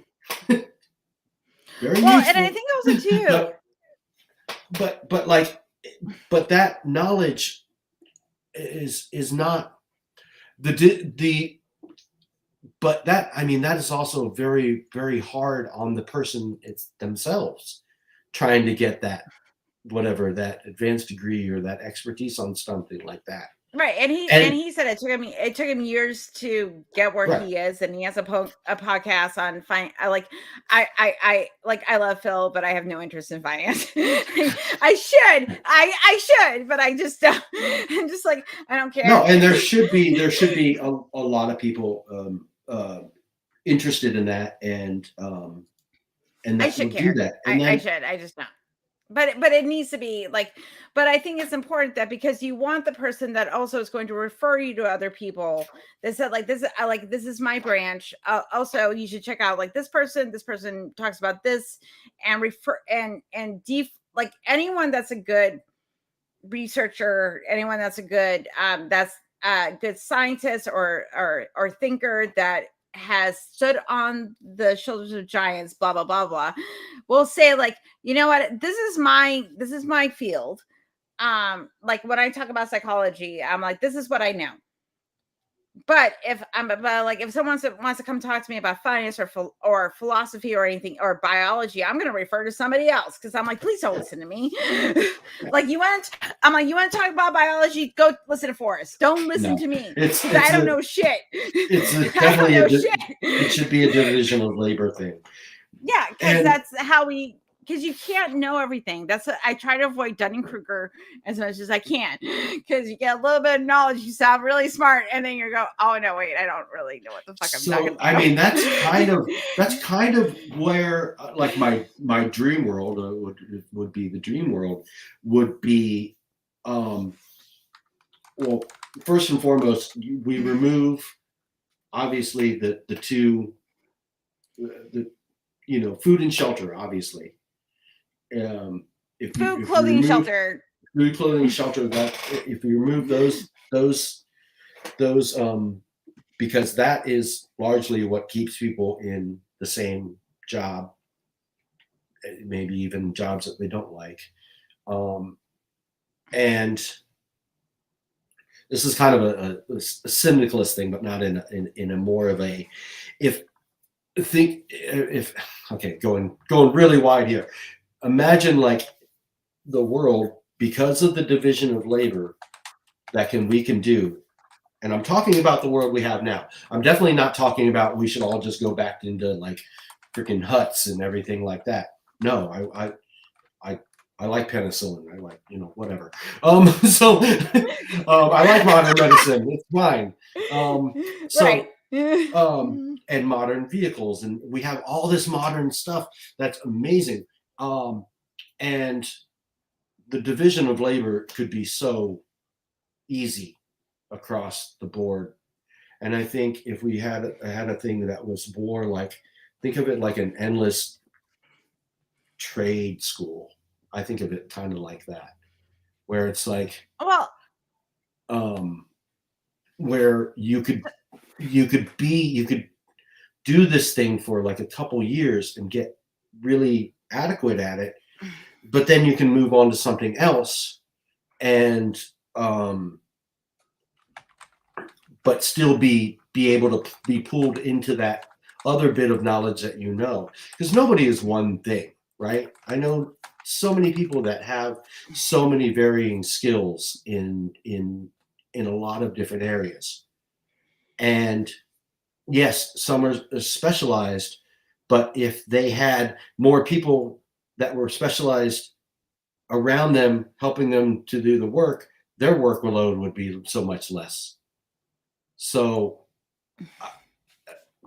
I don't know if this is making sense. Well, because I think because it's complicated, because like it's super complicated. We have to have experts in every field that there is, and we have to, and also people that are coming at the ranks that like are seeing things in a different light, like because like okay, everybody's talking about how AI is gonna like get rid of jobs to a certain degree, yes. And certain there's going to be automated systems that are going to emerge out of these new technologies that people are going to be replaced. But that doesn't. But is it a problem of those systems becoming more efficient and not giving people new skills? Because there's always going to be a skill that you have that I'm not going to have. Like, I'm sorry, I cannot repair my car. Right. Yeah, I can't. I just look at it and go, I don't know. That's why. And then like Todd has some knowledge, and there's certain things that are outside of his wheel of expertise. He's like, there's only so much YouTube you can watch. And then eventually you're going to be like, please, like you bring it to an expert and go, please fix my vehicle. Right. Okay. Cool. All right. Awesome. I mean, and again, we're thinking in the very. But like I'm using this as a metaphor. We're using it, if we're gonna stick with cars, I'm gonna stick with cars. Yeah. So okay, so you got your dude that is and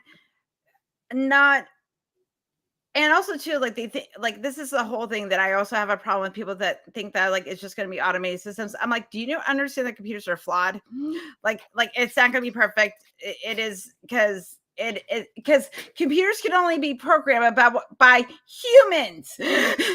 And we are flawed, and it's not going to be 100% perfect system, because even if the computer says like this is the problem, you probably want to go to a real person that has an expertise going, this is what the computer says, is this correct? Because some people will want to just defer to the computer. Other people like me has a skeptical viewpoint that like, yes, this is what the computer is saying. And even if you go to a mechanic now, they'll say like, well, this is the system. I double checked it. Yes, this is the actual problem. Or actually, no, we found that this is another part of the problem that the computer didn't pick up. We hear this all the time. So again, it's not 100% flawless. So there's always going to be nuance that technology cannot pick up on. That's kind of what my point is. And that's why the industry has to adapt for that. And also too, if, for example, I'm just going to use this for an example, because this seems to be the big debate. It's that coal miners, and we go to like clean energy. What are these people going to do? I'm like, I don't know, get them new training for a new job. We could do that instead of making them go into mines and get black lung. Why would we do that? Why don't we give them or right. And we teach like a constant trade schools, like give people new training, new education, new opportunities to help themselves up the economic ladder. If we're going to live in capitalism. Yeah. Again, that's. And do I have a problem with capitalism? How are we going to make this in the capitalist world? Right. I'm like, or we could all just work less. There's that idea.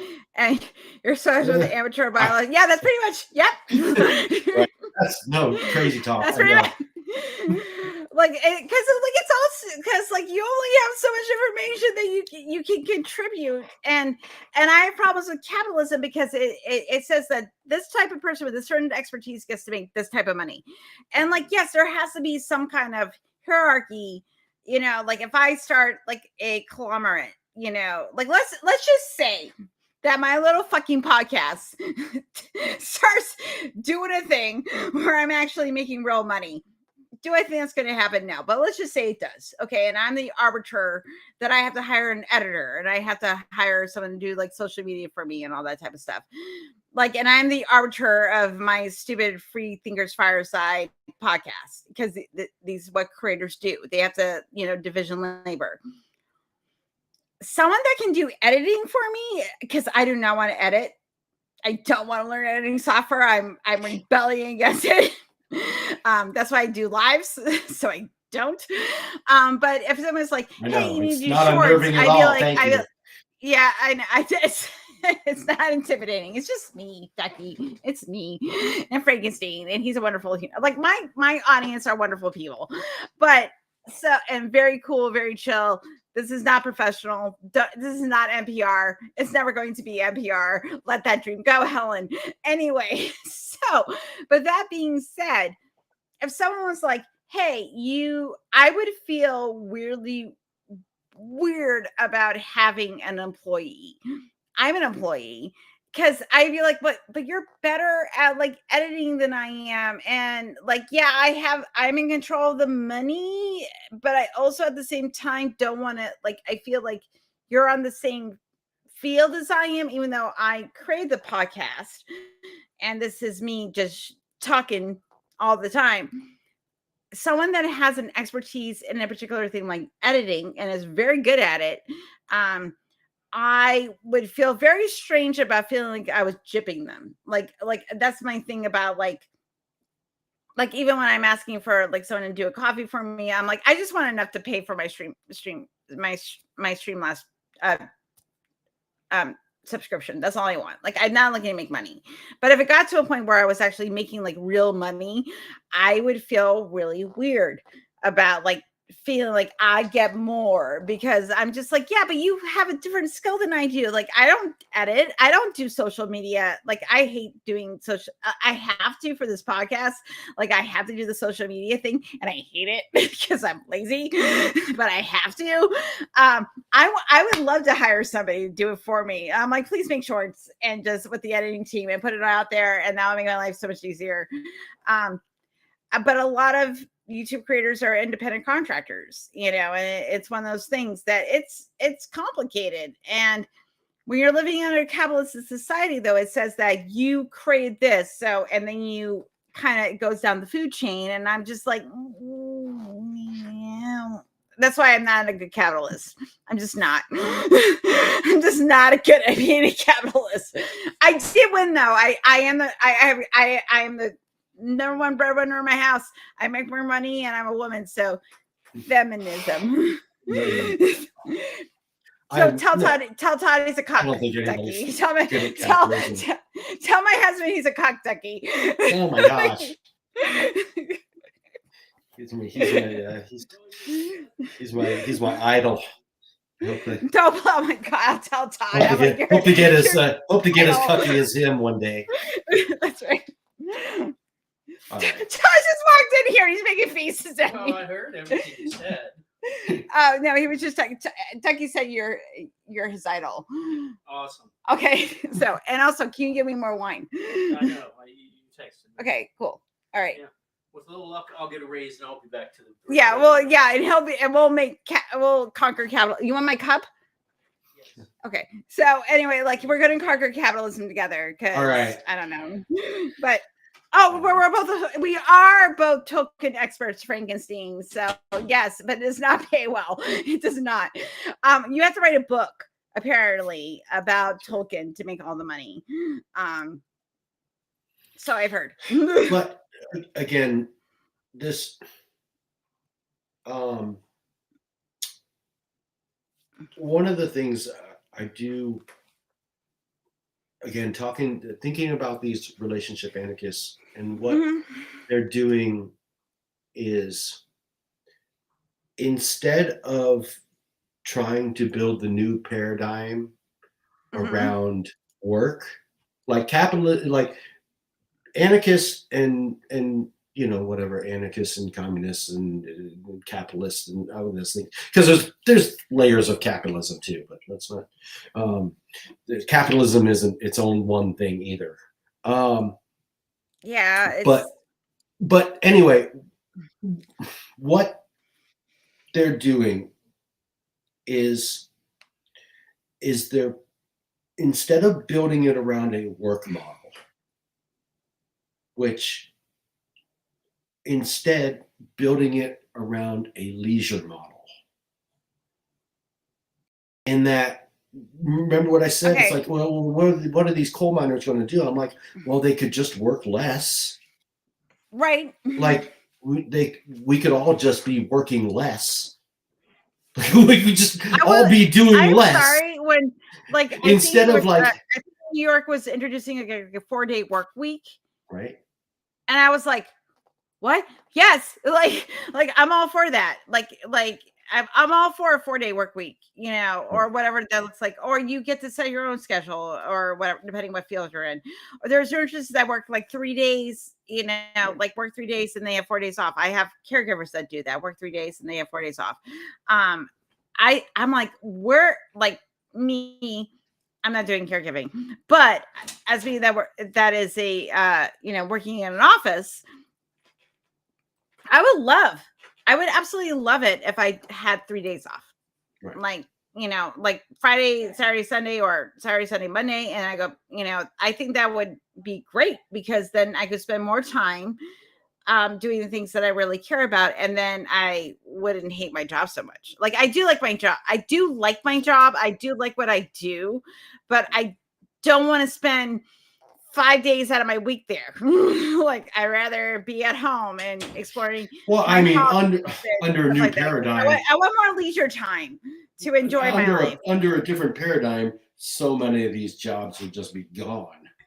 So Oh yeah, like it's like this would not, my job would not, because it's a lot of personality and there's a Right. lot of psychology which computers cannot do. Yeah. They just can't. Mine wouldn't either. Like if I go, obviously my job, such a bullshit thing. My Money, job, the thing that you do to be part one of of the the things I do capitalistic for money system is music. But we all Right. know, like before money and before capitalism and before anything like that, I mean, human's gonna human. They're gonna get together. They love their festivals. They love making music. They love singing, dancing, rolling around in the mud, whatever. You know, we've done this forever. Yeah, they've Like, done this right. In fact, it was the way we came together. Big party. We love parties. It was song and storytelling, and right, and song and storytelling, yeah. sharing, and Yeah. and some genetic transfer there too. But and then well, fucking too. That's gonna happen. Genetic diversity. So yeah. Speaking of cucks, all right, no, all right. So, but I don't kink shame. But anyway, but yeah, that's really basing on that, but also fighting back against the way, and I don't really need to go, I mean, hopefully I don't need to explain it to anybody how badly capitalism affects our personal relationships and how we treat so much. each other. That as far as, but an interesting thing, speaking of labels, another thing of labels and language Hi, John. that is interesting. Hey, we're back. Is think of the capitalist language we use around relationships. Things like, is this relationship worth it? Am I going to invest my time into this relationship? He's a, whatever, he's a good catch. Or even the possessive type of language around relationships, that I own you and you know what I mean? Yeah, it's gross. But I mean,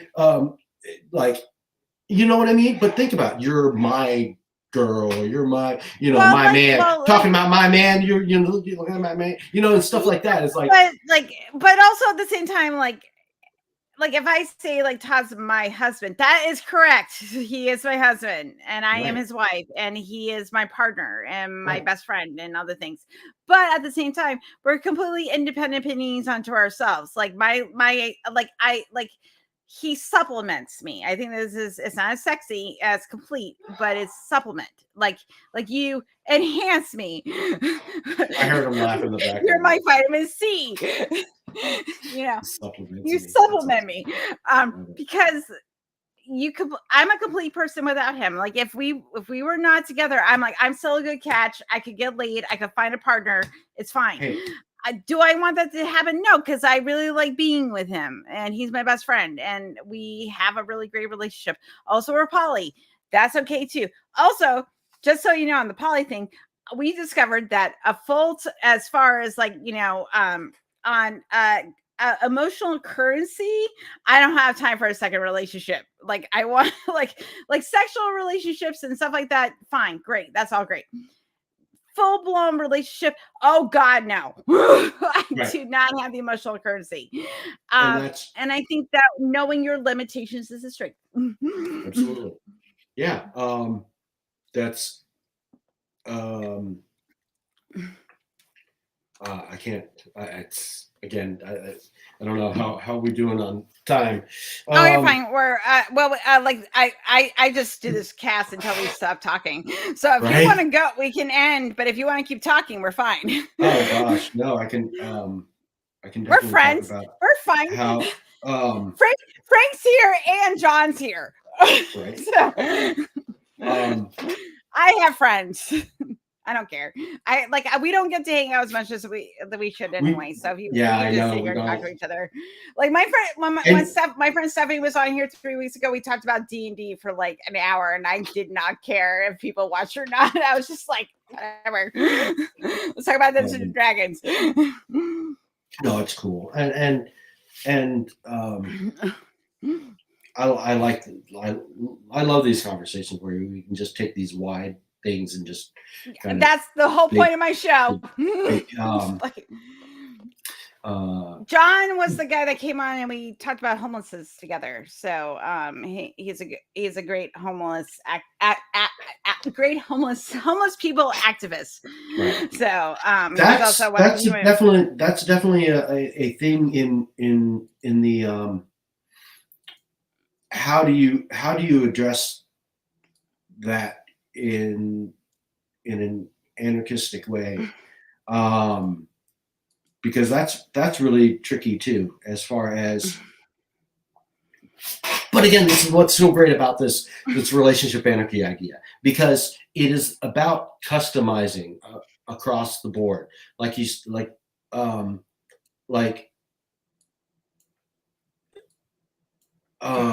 talking about. I don't want to get too much in the weeds of that, but we're gonna get there, man. What's that? We're friends. We're gonna get there. We're friends. We're friends. We'll get there, man. I got you. I'm a glass of wine in, and I'm starting on my second. We're good. Not everybody wants the same thing, and that's what obviously that's a fear. People's fear of communism. They're like everybody just gets the same all the way across, which is yeah.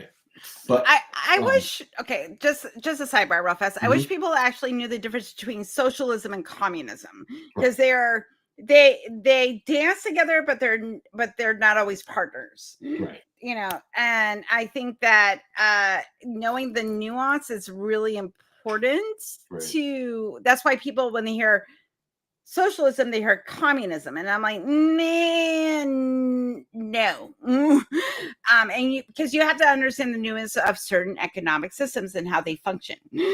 Right. So anyway, go ahead, finish your thought. No, that's very true. Yeah, we can get in that. But and there's people trying new terms out. I've heard like communalism, and I've heard other type of things, but it's like, you know, people need this diversity. That's what I mean against this, about how we rebel against our own labels. We rebel against our own wants and needs. Sometimes we want this diversity of feelings and emotions and stuff like that all the time. So not everybody's going to be living in a house at the same time. Some people are going to be traveling. Some people are going to be, like I said, maybe getting together with a particular group or organization or something, some kind of work project or something like that. And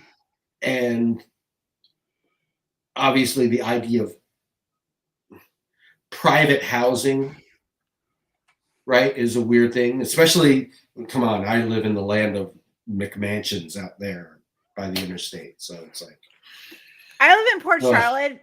So I'm in like a weird combination of like Redneck County and also like people that have a lot of fucking money. It's a very strange place to live.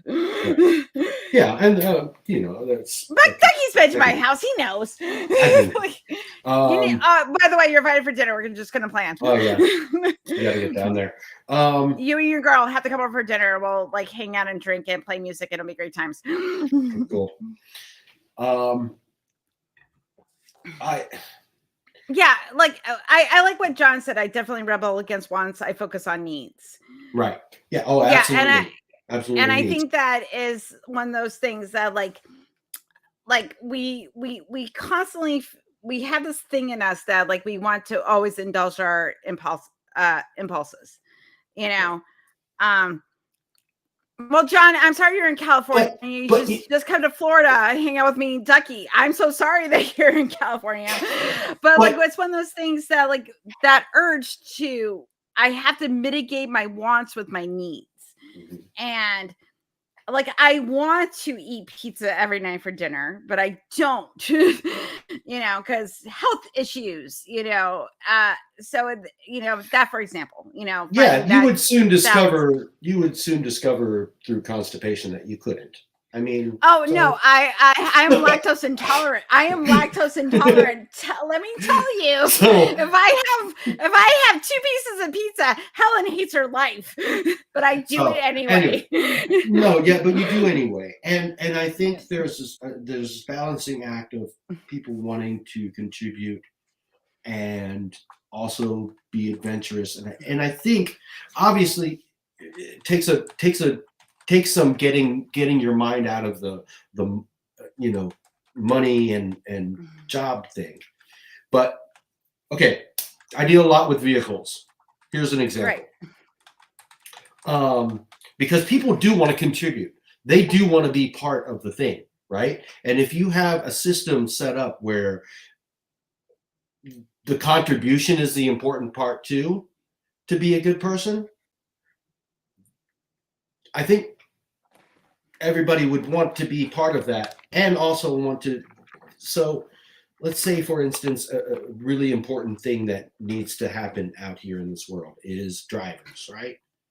Like truck drivers, ambulance drivers, delivery But no, drivers, because and Elon's stuff like going to make that. it more efficient, Ducky. Don't you know? What? He's going to have Elon's going to have all the like you know automated vehicles. It's Drones going to and be way stuff more like efficient. that. That's the plan. Okay, Mr. Efficiency. Great. Okay, fine. So they're Okay, electric vehicles. okay, I don't but care. okay, finish that thought. I just Okay, it's just finish too it. funny because Like, so this idea, okay. So, and again, what people love is learning new things. right. So if your life wasn't dependent obviously on food and shelter, like you could find housing where it's needed, and everybody's cooking, okay? In this dream society, everybody's cooking all the freaking Right. time because We're all people love feeding to, each other. because people love to Everybody, eat and they love to kid and they love to sit around a everybody's picnic grandma. table. They're right. They love to like sit around a table and eat and cook and hang out and everything. We love that so much. So we could just have that going on in all kinds of areas and different types of, and somebody, and again, a collective of people can do this for like a year and make a barbecue joint and just have their barbecue hut and stuff like that and do that for a while. But it wouldn't be the thing that they would have to do. Right. It would tons of time for burnout and everything like that, to the point of burnout. So anyway, let me go back to my driver thing. It's like you could say you could, and because of the division of labor, you would only do this. So you drive an ambulance for a few months, like learn how to drive an ambulance, and that would be a skill that you would have that would become handy in an emergency, because all these skills should be built around the natural disaster model, because that is when anarchy shows up. Whenever there's a natural disaster, it's all of a sudden you lose the government. What do people do? They start like organizing and saying, who needs what? You need this. Are you okay? You know what? They start organizing and saying, how can, and you get all these feel good stories on the news of people helping each other and, oh gosh, isn't it lovely? And it's like, yeah, we could just do that. We could just do that. Like honestly, somebody was saying, and I'm not saying this as advice, but someone was saying like don't buy insurance because FEMA will show up and help you. As someone that knows someone in FEMA, please buy insurance because there's only so much they can do Yeah. because there's only so And much what limited helps out, resources. and That's a ultimately, socialist, but like right. FEMA is a socialist program, which is helping. Like this is the thing where government is serving the people. Again, But we live in a capitalist society. You need insurance. Please buy insurance for right now. It's stupid and dumb, but but because we don't have the resources right now to have that public sector serve everybody. But that being said, that this is an example of when the government is actually working, where you get help from the government for public workers to come in and say like, hey, I will help you preserve your home. I will help you do this. I will help you find new housing, blah, blah, blah. That's the point. It's like the private sector is there like, please, I don't want the government making my shoes. Like if I want to buy, like I want the option of, what shoe company I want to buy my shoes from.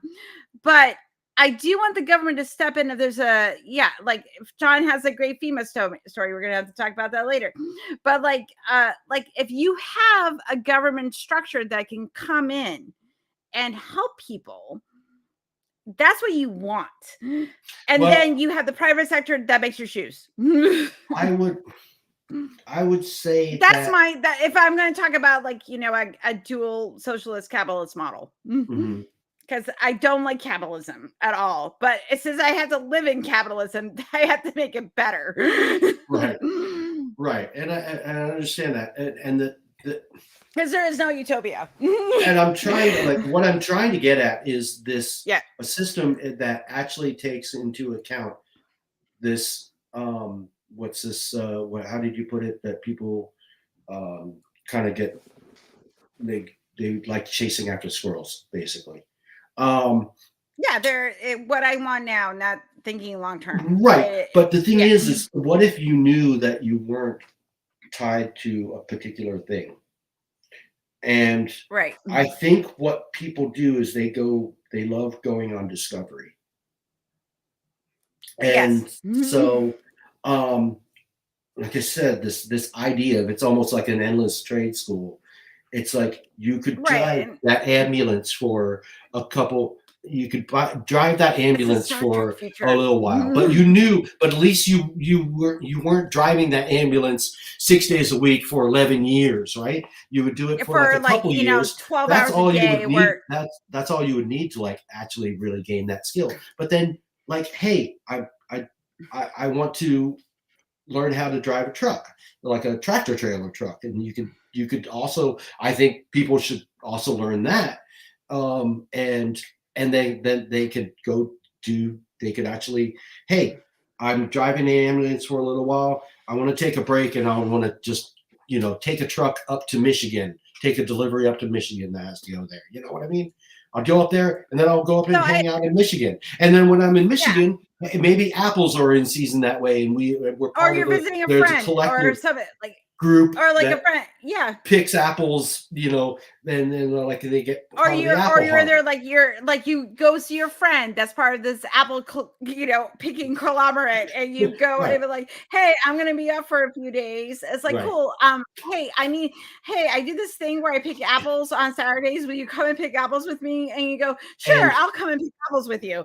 But part of that contribution would be like, hey, one of the things you should learn how to do, one of the things that would be very, very important to be part of this is not only learn how to drive that, learn how to drive one of these like electrician bucket trucks.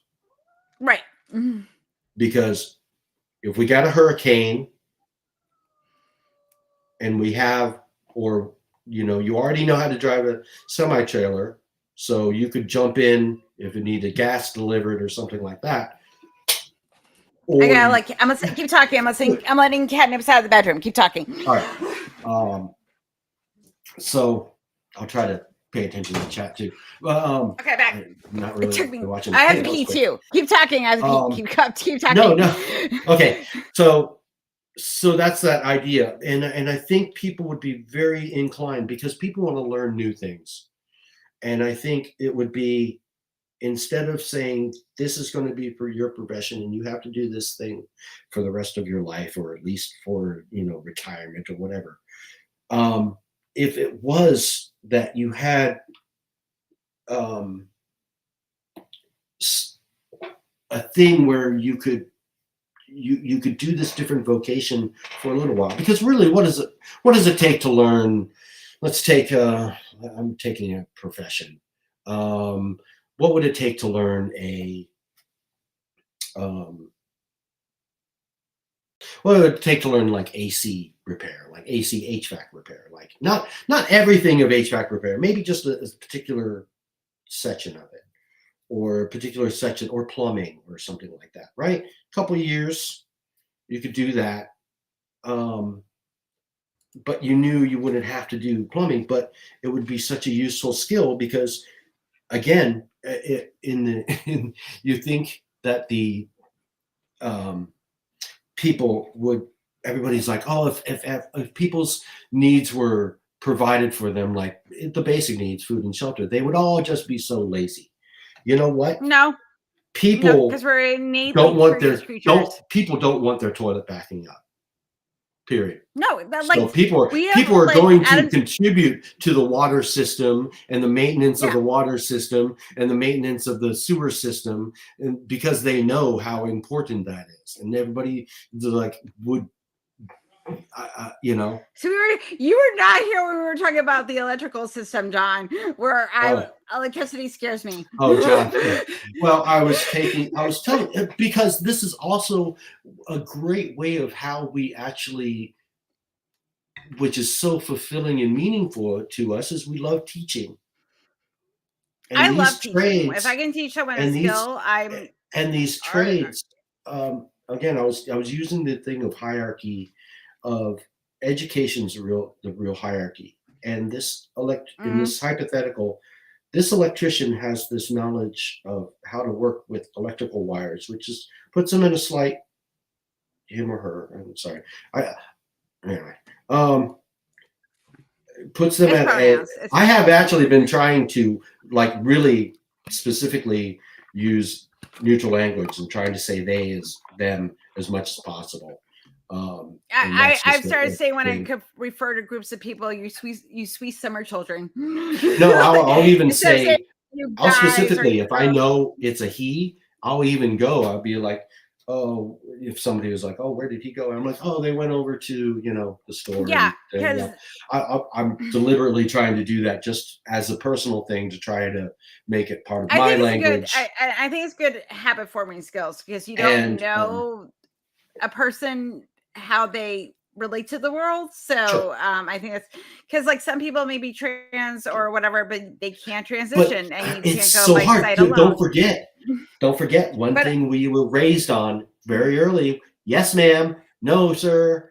Yes. Oh, trust me. I work with old people all day and it's hard because like, even if I'm sending like a text to people that identify as women, I don't like using gendered language, but at the same time, or if I'm talking to, a client, like I feel weird about using gendered language because I live in a world where gender, my everyday life and my existence of like living as a queer person and surrounded with so many diverse people that I'm like, I don't really like to use gendered language because like I live in a world, my real world is gender is nuanced, and I don't like to assume, but also I deal with old people that assume like, so it's hard.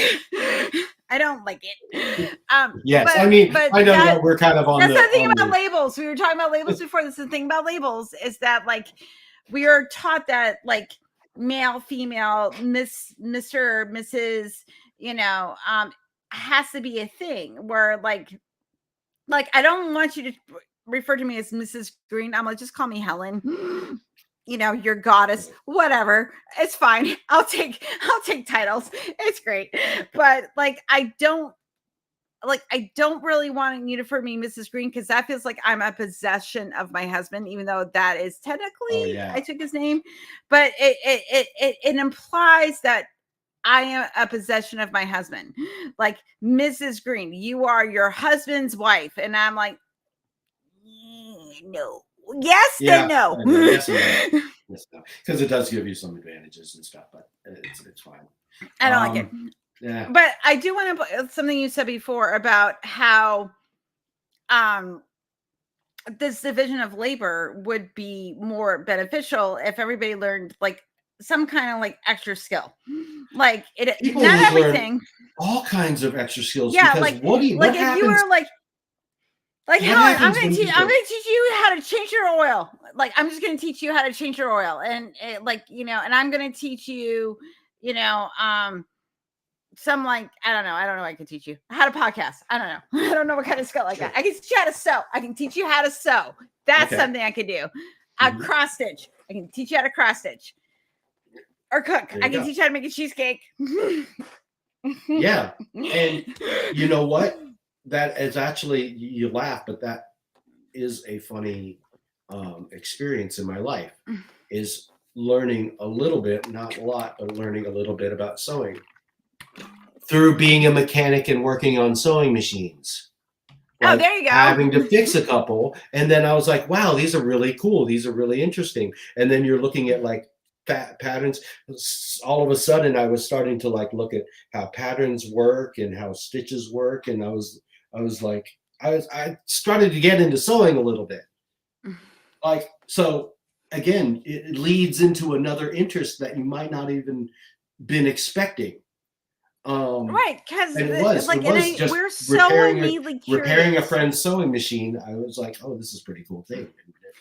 And that was the thing you were talking about before about like, well, we're going to become lazy. It's like, no, because if we live in like the Star Trek future where like food, clothing, and shelter are just a given, we will innately want to pursue the things that hold our interests, whether it be like video games, or it is learning to repair cars, or it's learning how to play an instrument, or learning,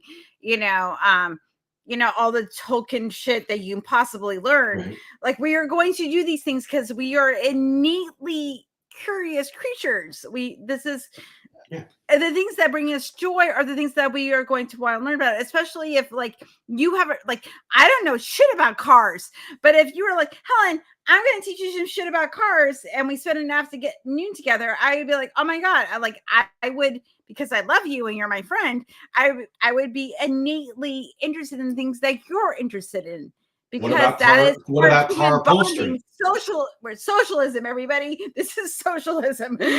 Like, what about car upholstery?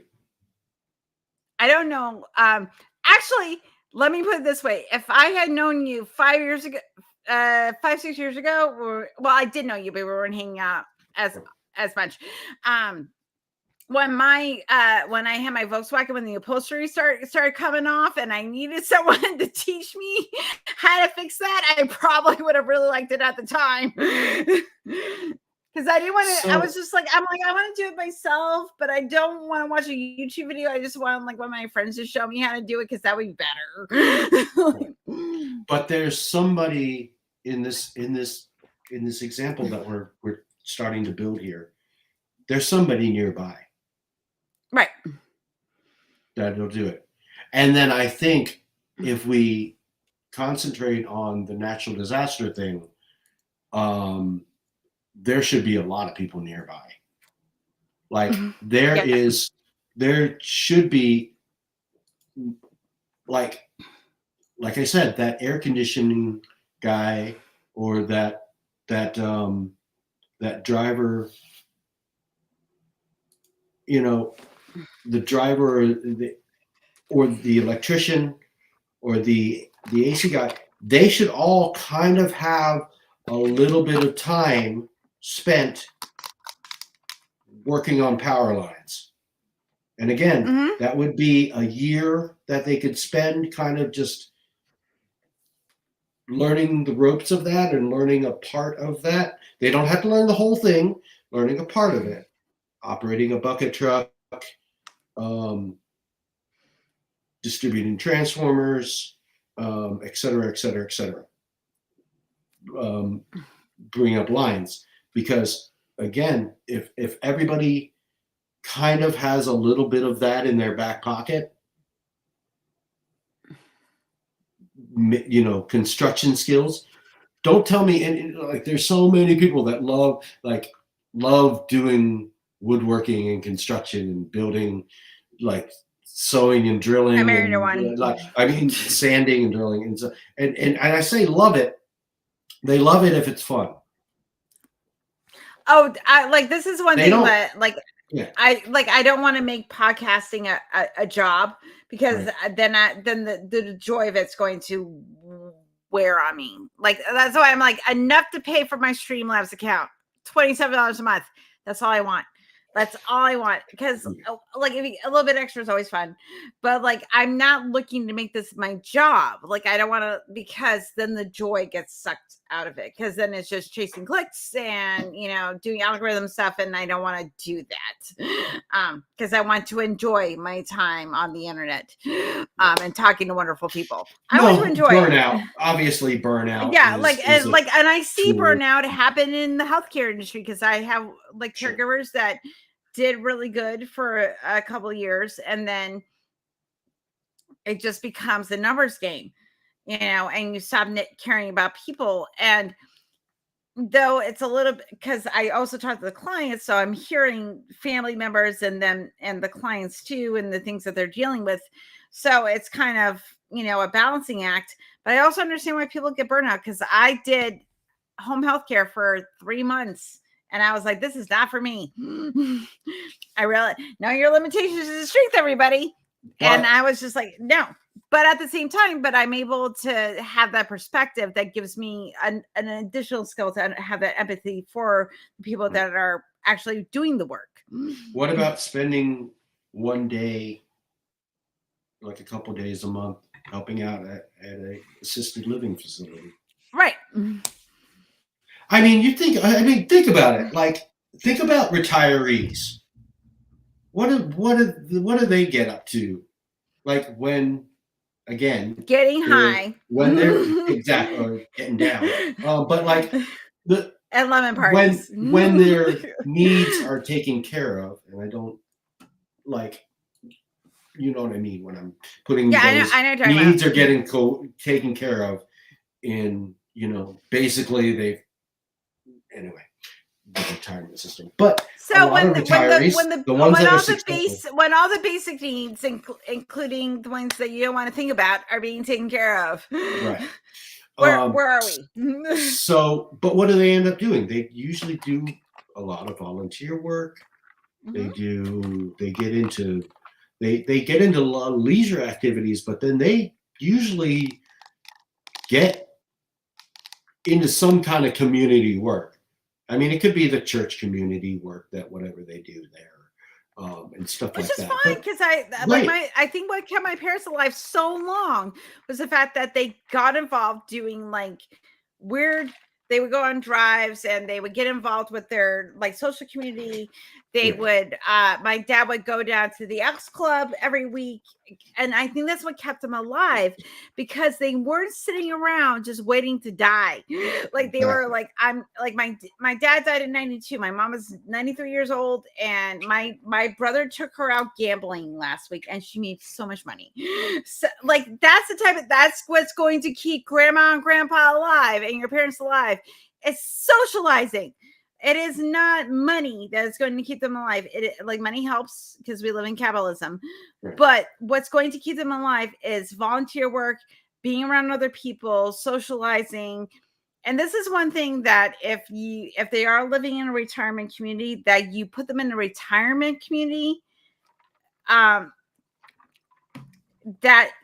retirement community offers activities. It offers outings. It offers them to like hang out with small, like, children. It offers those things, because that is going to bring them joy. And so that's, I don't know. I mean, I guess we can start looking to wind this up. Yeah. Oh, there's so much. Again, we have the wall. I'm, We have the wall, and we covered like this one little like. oh, we sorry, corner. like one patch. Well, that's the thing about like a lot of these topics that, like, especially those of us that are in this sort of not just like, you know, skeptic space, but like this humanist space, that Right. there's so many ways to look at how we care about each other, how we're looking at the structures that are no longer serving us, and what do we do going forward. And a part of that is to look at like why these certain labels did not serve. Like, okay, you're an elder, okay, you're old. I'm like, fine, I'm old compared to a 20-year-old. Okay. And this You're is, like what are we talking about? This is nothing new that you come across, in that Yeah. as soon as you let go of the idea that it's part of God's plan, God's going to handle it if I just pray hard enough, if I, et cetera, et cetera, et cetera. When you realize that, oh, it's in our hands, it's not in God's hands. That's a big part of the shift of, and again, not to say that faith communities don't do humanitarian work, because they do, Mm-hmm.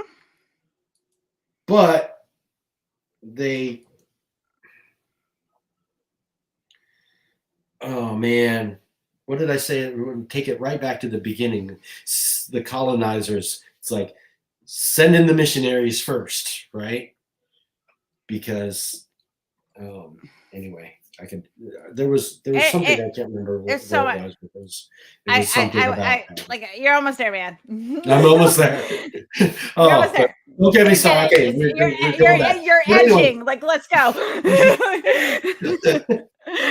But no, and when you also realize these community stuff, that this capitalism stuff seeps into is keeping us from being more communal, as far as being more in competition with each other. Obviously, the idea of competition, even competition against the ones you love the most, or even against yourself. Insidious.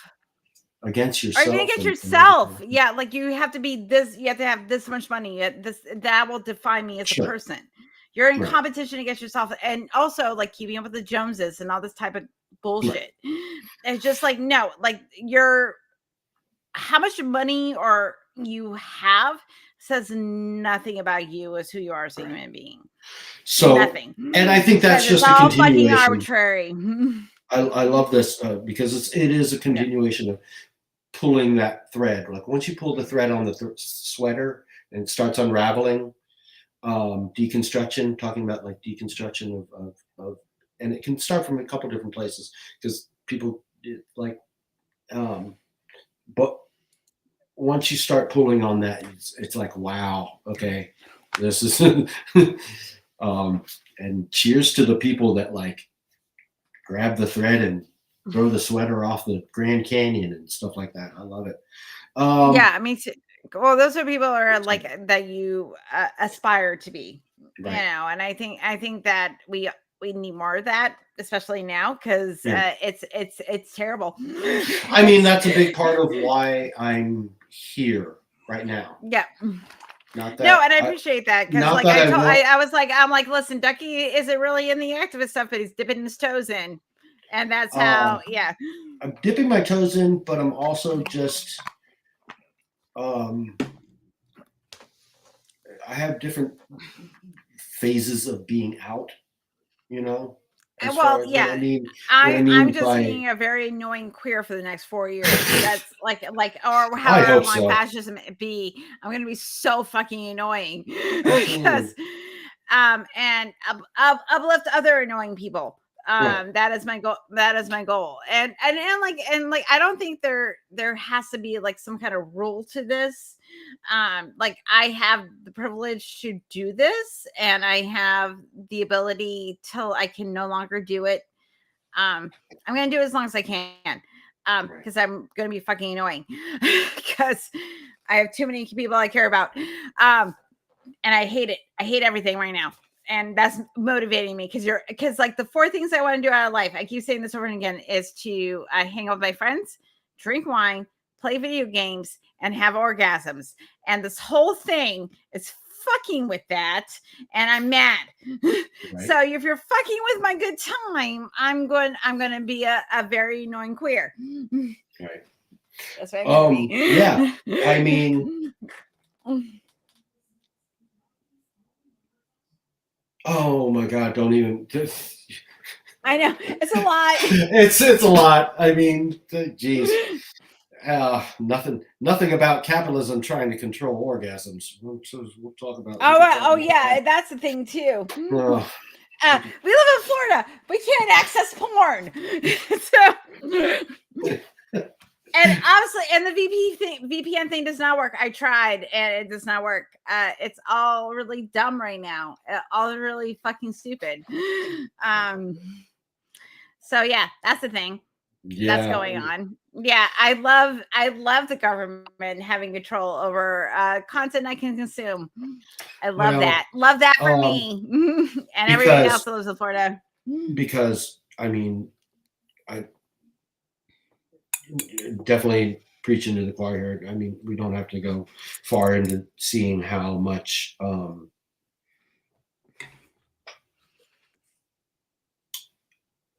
I mean, sexuality and orgasms and that could be a whole other conversation. Oh my God, that is going to be. I hope actually we could. I'm actually what I really want to do is I want to have a. I'm thinking of doing a sexuality and a sexuality and like poly sort of like open panel of those of us that are like poly queer, not conforming to like, and not like all forms of different sexuality and like sexual identity and sexual expression. I really want to do a panel and talk about a lot of these issues because it's a thing. And a lot of the people that I'm involved in this community are all part of that on all different ways of the spectrum. And I think that it's something that needs to be talked about more. And I'm probably going to do that when I reach 500 subscribers. Pan, poly, and non-binary should be the baseline. Yeah, it's like the baseline. that should be the starting point. The thing is, though, like I was really thinking about it, like I was like, fuck, like so many like gender non-conforming people, so many people like that have so many diverse expression of their sexuality, poly people that are like even are in monogamous relationships or supportive poly relationships. Like I know too many people. Yeah.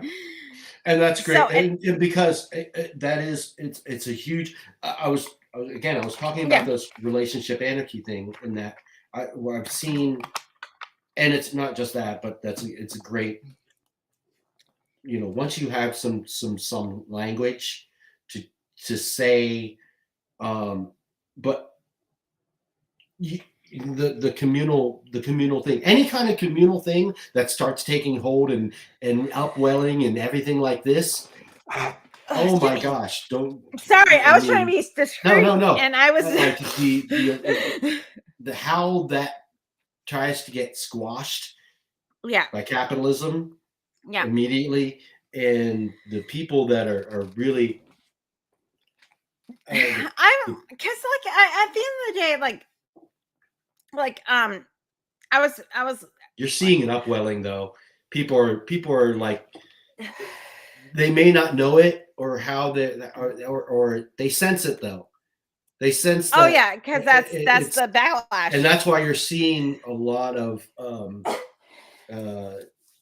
They don't know how to. Like kink, like the past couple of years we've been talking about like kink becoming a part of Pride.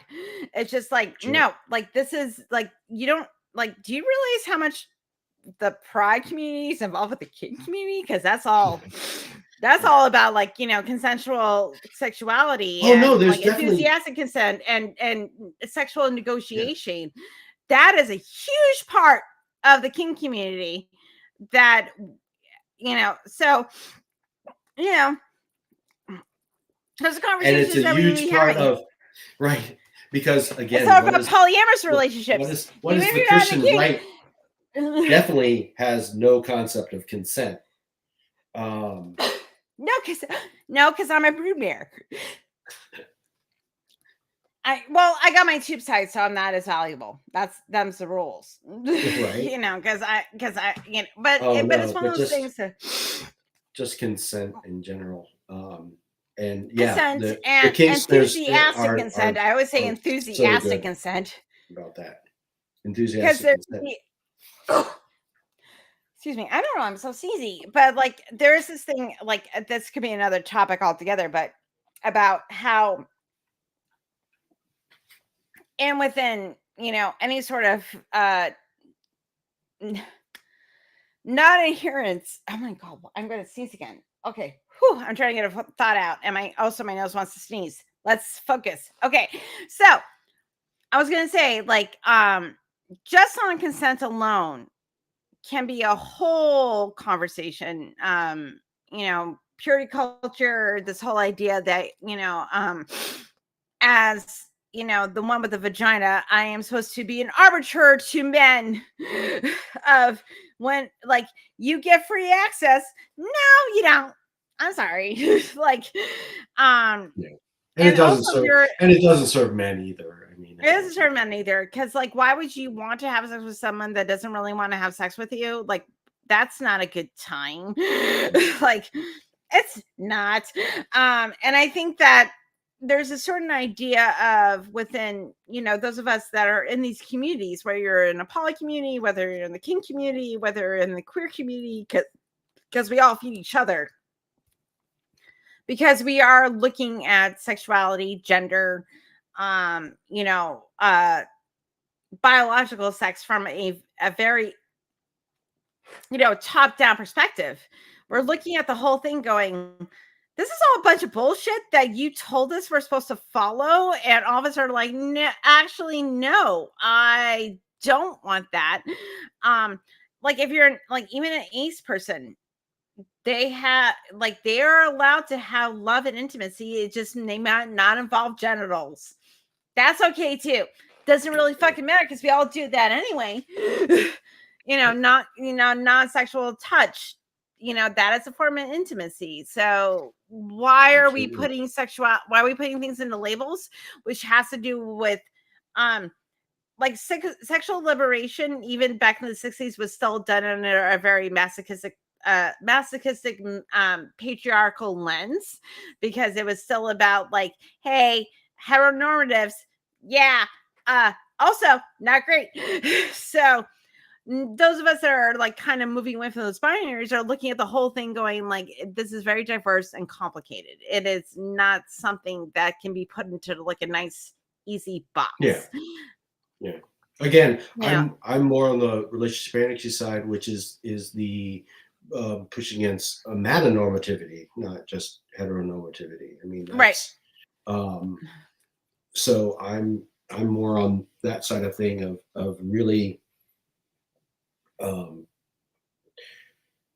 trying to kill the rom-com genre, basically. So I hate rom-coms.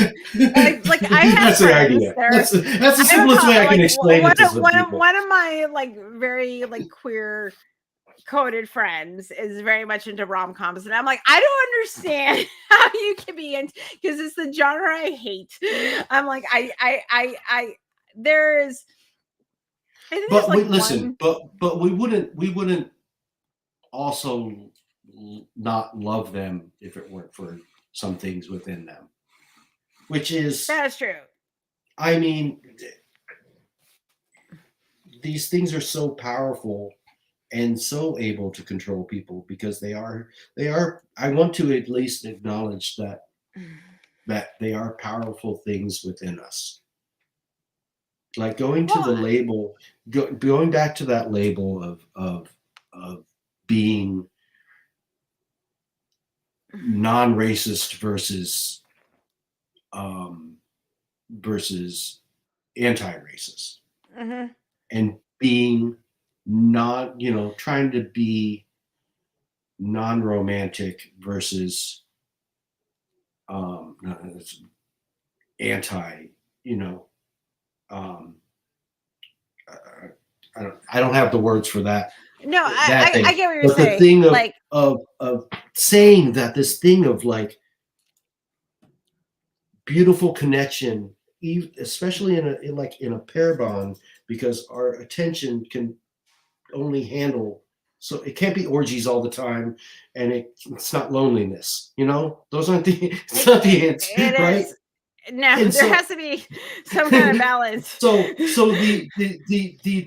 the our brains are definitely, our love to focus in and connect with, have some time and connect with somebody and feel good, and we love that.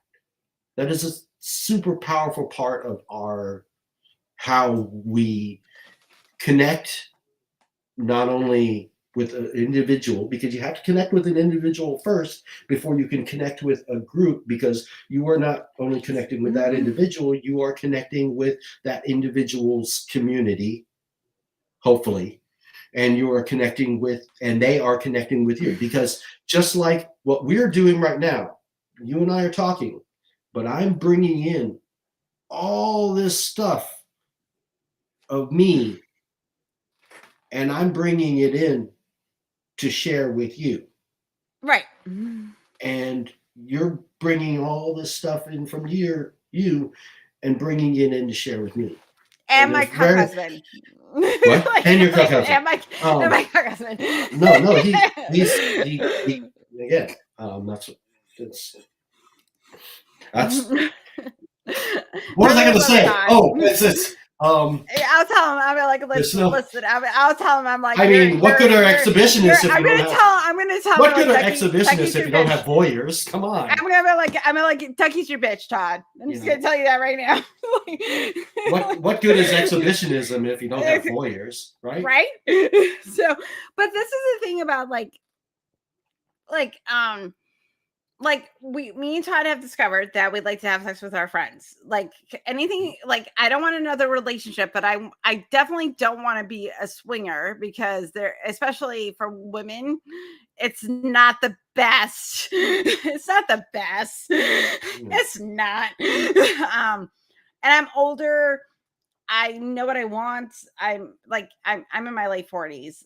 I know what I want, and I definitely do not want to have sex with random people. I don't, if you're in your I did it in my 20s. I get it. That happens.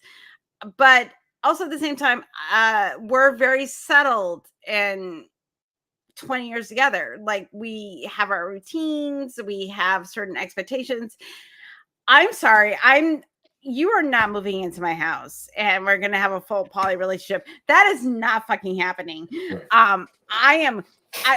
We tried it, and my ex-girlfriend just putting her makeup on my bathroom counter, stressed me out so much. I was just like, this is my space. What the fuck are you doing? And then I was like, okay, this isn't for me. But having close, and this is the thing, this is about, I was having a conversation with somebody on the ACA Discord over the weekend, and they were like, well, I think that friends, you don't have sex with your friends. And I'm like, why? I go, because if everybody's consenting adults and everybody knows the rules and everybody knows you've talked about it, why is it a problem?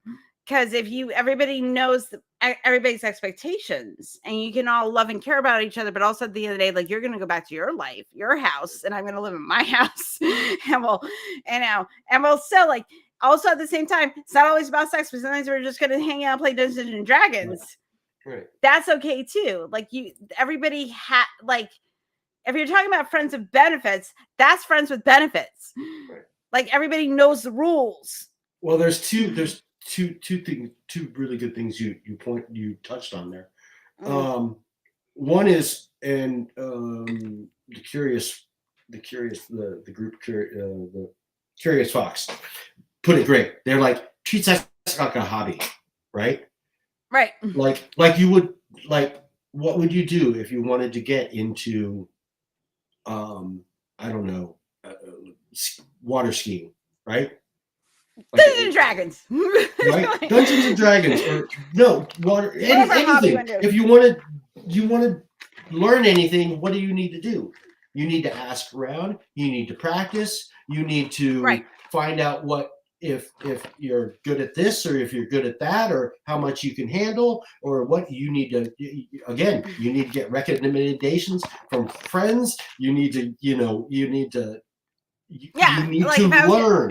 The sex is not something, again, purity culture and everything like that. We don't have, even if you're not brought up in relationship. Even if you're not involved in purity culture, sexuality is just complicated on its own. Because I can tell you, again, as I live with two queer people other than myself, and Todd's not queer, kind of queer. He's queer, whatever. It doesn't matter. He's queer positive. But I live with two queer people, and talking to my own kid and my roommate about like how do we find partners, and they're both like queer people, like that's also like, because it's sexual politics, right? So anyway, keep going. And then again, all the weight of capitalism and purity culture, it's all a bunch of fucking bullshit, and just the shame around sex and everything like that. It's I have no shame. I've let go of my shame. I mean, I hope we, because please, and then please, like, again, everybody. the relationship, again, going back to this relationship anarchy thing, which has been so impactful in my life in the past few years, just as far as bringing all this together. And one of the great analogies and examples to illustrate this thing is something that they call the relationship escalator, if you're familiar with it. No, please elaborate. So the relationship escalator is this idea of how a relationship trajectory normally goes, right? It's this, you find somebody attractive, you get a little flirty, and then maybe you kiss, and then you're like, it has to, and then you obviously you become exclusive, and then you have sex, and then, like you said, now they're moving into your house, and then now they're it's like, I want to set up a reptile farm in your garage, and I'm like, what? We've been together for 4 months. What? Right.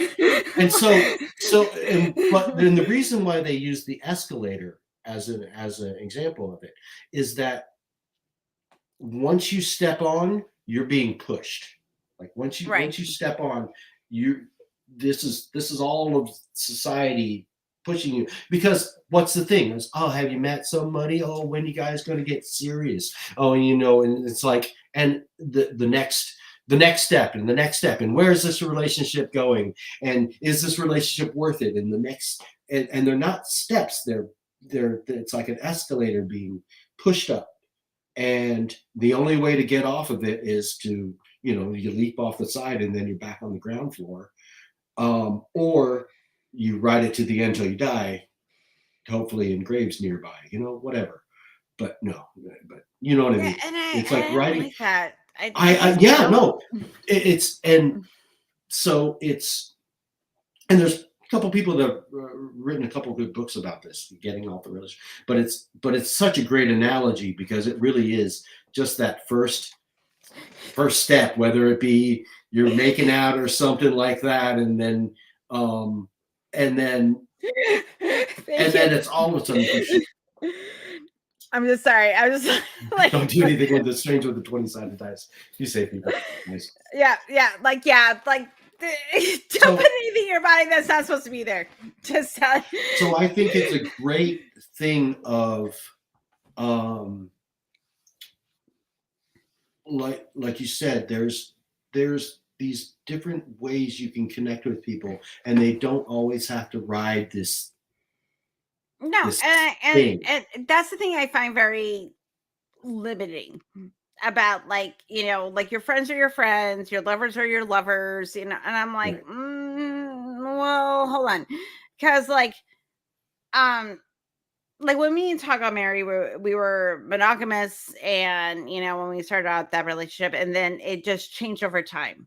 But it wasn't like with my ex-husband where he used my bisexuality against me. Fuck him. But which happens in with someone that is heteronormative and also thinks that women are commodities. So that's going to happen. Through time and growth and change, our relationship changed. And I think that's a good thing, because we've learned to negotiate, open communication, open trust. Knowing each other's limits has been a very positive thing in our relationship.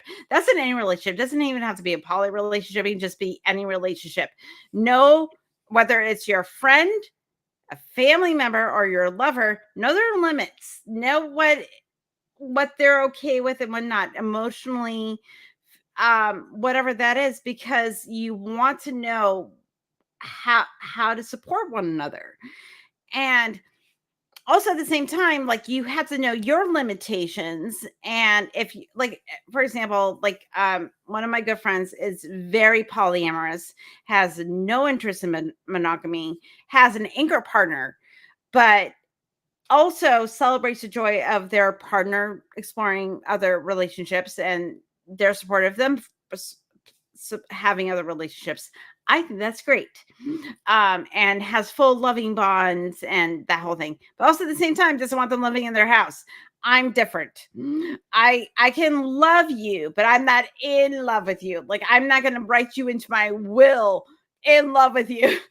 that is more responsibility. But also at the same time, there's our relationships that will have, 3 different people, doing legal contracts, in a relationship. And I think that's okay, because you don't get to decide who people love and who they don't, and what they want and what they don't want. And it can change and morph over time. Like, if you would ask me, there's an organization that's advocating for that kind of legal stuff happening right now. I think that's in I want to say somewhere up in the Northeast, like Maine, or no, in the U.S. too. There's some things going through courts right now. I think there's like one in Maine, and I think it may be Oregon. So I don't. Oh, see, that's where it happens. Like, I don't know. It usually is. It's the Yankees. But Jan Selby is going to have her shameless sexuality conference in May, and somewhere in, I think, in Oregon. I don't know. But no, well, Janice isn't from Canada. So, but Glenda Jordan, from Recovering from Religion, she's doing a poly talk. I love her. I love my Glenda. But I listened to that. I remember that talk that she gave for. It was. She's gonna. But Janice is gonna be on my show April 7th, before my birthday, because mine was the 9th. Talking about the Shameless Sexuality Conference. I wish that I had more disposable income so I could go, because this type of shit that's my jam. But that being said, the fact that someone's just like, hey, I'm going to do a shameless sexuality conference and have talks and workshops about sexuality and letting go of shame and purity culture and all that shit, and talk about, our different experiences and all that type of stuff. That is huge, because guess what, motherfuckers? There's still a lot of shame around sexuality and gender, and this goes all back to labels. Is that I identify as queer. If I say I'm queer to you and you didn't know me, what does that mean? If you're asking, if you did not know me, and I said, if I would, if you said, we were having a conversation, I identify as queer, I gave you no context for what that means. Well, I would probably be a bad example, because I do. I just accept queer as a just a queering of the status quo, and it is such. I understand that it's like it's one of those larger labels in there, and that So complicated. it is so complicated. I've heard people use queer to just be just same-sex attraction, pin in that, but same-sex attraction all the way to queer being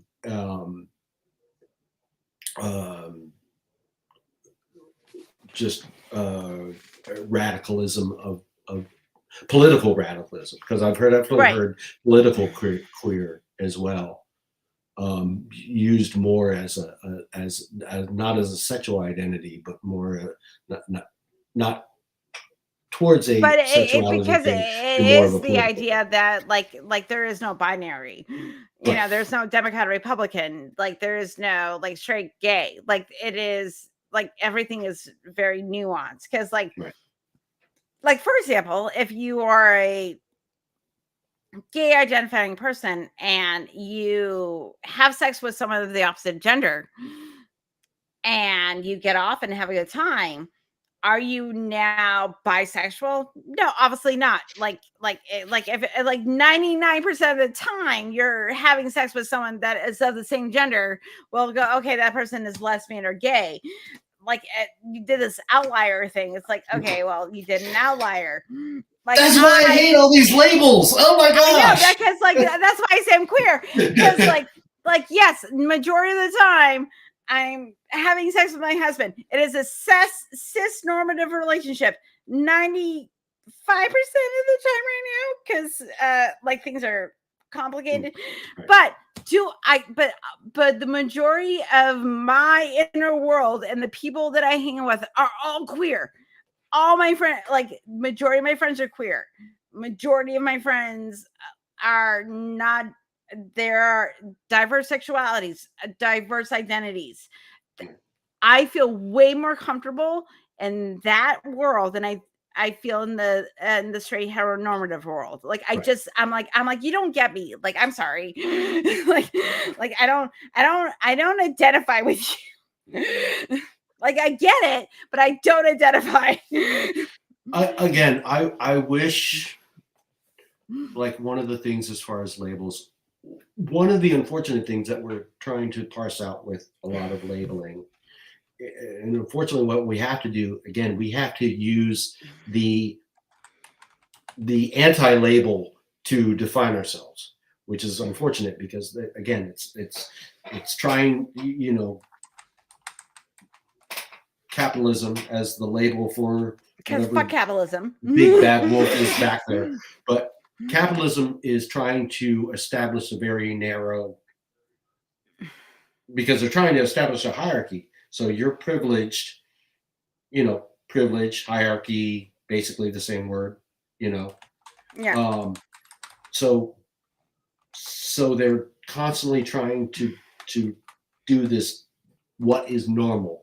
And then so many of the terms that we use is normative, like saying that this is what's normal and this is what's out of normal, and everything's just a big range. I don't know what's normal anymore. Can somebody tell me? No, I definitely 100% just want to smash the whole idea of normal. I think the normal thing there was is a really good, as open as possible, and then what you do is you start finding little specialties and just ways that you like, and you're able to, but you're not, and you're able to move in and out of those as freely, and at no time during all this exploration is your sense of safety, your sense of community is at risk, well, because I want people to change. I don't want and grow and become people better, to change and grow or be different, and yeah, maybe sometimes that is also relaxing and getting less. It's not about, like, it's sometimes it's shedding. It's not growing. Sometimes it's Well, shedding. I like You this. know what I This mean? is how I feel. Like people will complain that younger people they just want to play video games. Okay, maybe for a couple of years, all you do is play video games. Maybe you test video games for a software company and do reports, and that's all you do. Why is that a detriment on society? I don't understand, because guess what? I love video games, and I rely on people that test video games to say like, this is a very good game, this is a shitty game.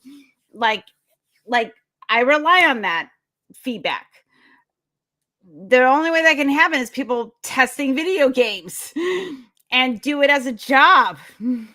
So Okay. why is this a detriment on society? And then also at the same time, I think after a while, like if somebody does this as their career, they're doing it till they're 65 and they collect AARP, fine. I don't really fucking care.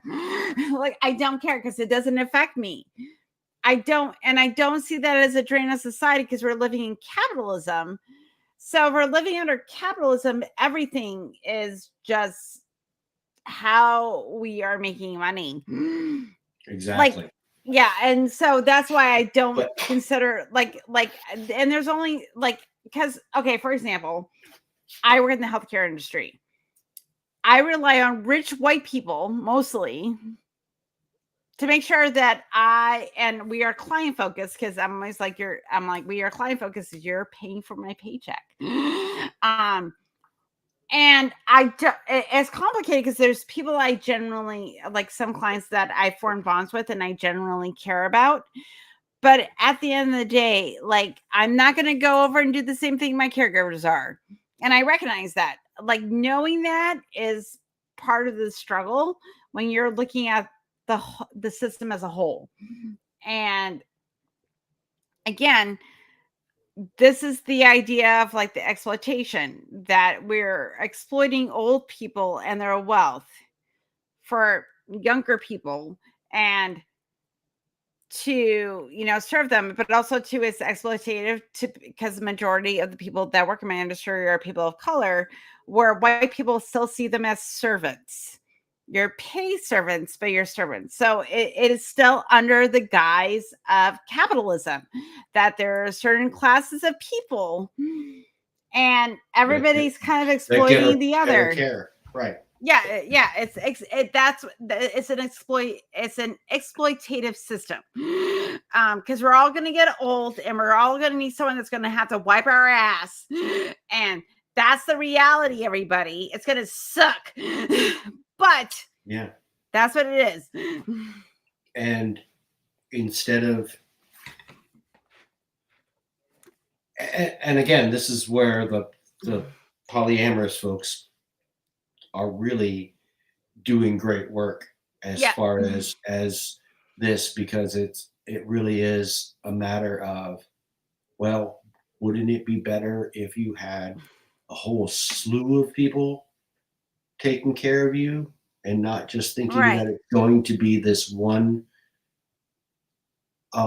disenfranchised. And I use it's not going to be just this one person that you're going to grow old with, who's may or may not take care of you. They might die before you, and your kids. Right, that's what this is too. And like I joke around with my kids, I'm like, you have to make all the money so you can take care of me when I'm old. I wish I didn't have to joke around about that, because we live in I don't think it should. If you choose to, is super important. Oh, yeah, lose you again. No, I was just saying that understanding the new, I don't want to, I joke around with my kids about you need to take care of me when I'm old. My mom's in a nursing home, my brothers and I all contribute to take care of her, and it's fine because and she's thriving. She loves being there. My mom is 92 years old and she is so happy where she is. And I think that's great because she's surrounded by a bunch of people that take care of her. She's surrounded by a community of people, and they joke around with her. I've seen it, and they tease my mom and they joke around with her because they've gotten to know her. Yes, we're paying money into it, but I want that. I want that for everybody's grandma or grandpa. or parent that they have a community of people that get to know them and love them and joke around with them and treat them like family. Yeah. And if I there's want a that for financial everybody. benefit to that, fine. But the idea is that like you have to make a living. This was the whole thing. We like Ethan, who's going to be here Thursday, by the way, your friendly neighborhood atheist. We're going to talk about community building, but he posted on Facebook about this discussion we were having about like, you know, should your therapist be paid? I was like, yes, because I rely on my therapist. We've had almost 2 years of a relationship. Me and my therapist. I love her. I love my therapist because I was like, you're the only person I can sit and rant to for an hour about all the shit that I deal with every 2 weeks, and you just listen to me, just offer like, well, take on this perspective, Helen, and I'm like, there's cool. a great little rebellion happening in the therapy world too. Yeah. Oh, that too. And There's like if I could go back to when I was in school for psychology and I could be part of this new rebellion that's going on, this new radical therapy that's going on. Fuck yeah. Also too, there's a lot of like doctors that are separating from doing in the anarchist thing, where they're separating from major insurance companies and offering care that's affordable to patients. They're doing the anarchist thing, where they're like, I don't want to be part of the corporate system. I want to offer care. I have to make a living, but I'm not going to do it under a system that says that, you know, I'm going to charge $22 for people to have 2 Tylenol. Like, I'm not going to be part of that. There's definitely right. No, I mean, there's nobody, which is the most frustrating thing. There's nobody that's going to argue, oh, this system's doing great. I mean, even the staunchest right-wing person, they're going to, you know, literally their whole thing was they're so close. They're so close, man. They're Yeah. so close. Right? It's like, oh my God, you hate the fact that we don't have universal healthcare and education, and you're complaining about all these arbitrary systems and how it's all a bunch of fucking bullshit. I'm like, oh, you're so close. you're But so then close, you want so like close. a savior. It's like, no, that's what religion did to you. I'm sorry. There is no one savior. We But all then, have to work together. yeah, the fascist model, it's like, it's got to come, but it's got to come from on high, right? Why? Well, We're over here no. going, no, It it's actually comes from underneath, and it, like I said, a tree has its roots, and it edgeless all wise. God, edgeless all wiseness. Yes, no all edge. wiseness. No, all wiseness. I love it. All wiseness. What is all wiseness? Oh, wise. He's got the wise. He gets wise, but he has no edge. He's not edgy. So he's not an edgelord. But like, it's one of those things that I'm like, no, it has to be like, I have to work with the person that I may not agree with philosophically. I have to work with the bigot. I don't want to work with the bigot, but at the same time, it's just like, if we're all going to be part of a society and we are all going to have to work together, I have to work with the person that doesn't think I should have rights. And it sucks. It sucks. And that's the thing that I have a problem with the left. I'm like, listen, I don't want to work with the bigot either. I don't want to work with the anti-feminists. I don't want to work with the person that doesn't think queer people should exist. Like, I don't want to work with that person, but I have to. Because if we're going to have a real equilateral system, you have to work with people that don't think like you. And that's the thing. As long as I don't have to work with hippies, I'm fine. Right. Like, it's like, what? Like, what? Like, what? Everybody. This is why libertarianism doesn't work either. It's like, well, we're going to have free liberty and we're going to let the free market figure it out. I'm like, no, because that is what the Republicans want. They want the free market to figure out. This is why libertarianism doesn't work. This is why populism does not work. Because at the end of the day, it's that you have to sit down with someone that does not think like you, does not have the same role for you to do it, and figure out how we make this work. And it's going to suck. And a lot of so if I can kind of just, and we don't like to do that because we're human beings and we like shortcuts. Right, exactly. if I can kind of pull this in and maybe land this sucker. And we've because- been at this for 3 hours, So- I know, and sorry. I'm sorry, everybody. I'm sorry, not sorry. No, not It's sorry. my show. I can do what I want. The thing of these, going back to trying to understand this thing of labels and how they're so important, because they're so important. Remember what I said, it's there because when we have language for something and when we can identify something, when we have language for something, it is so powerful. When we have a word for something, when we can put a word to something, anything,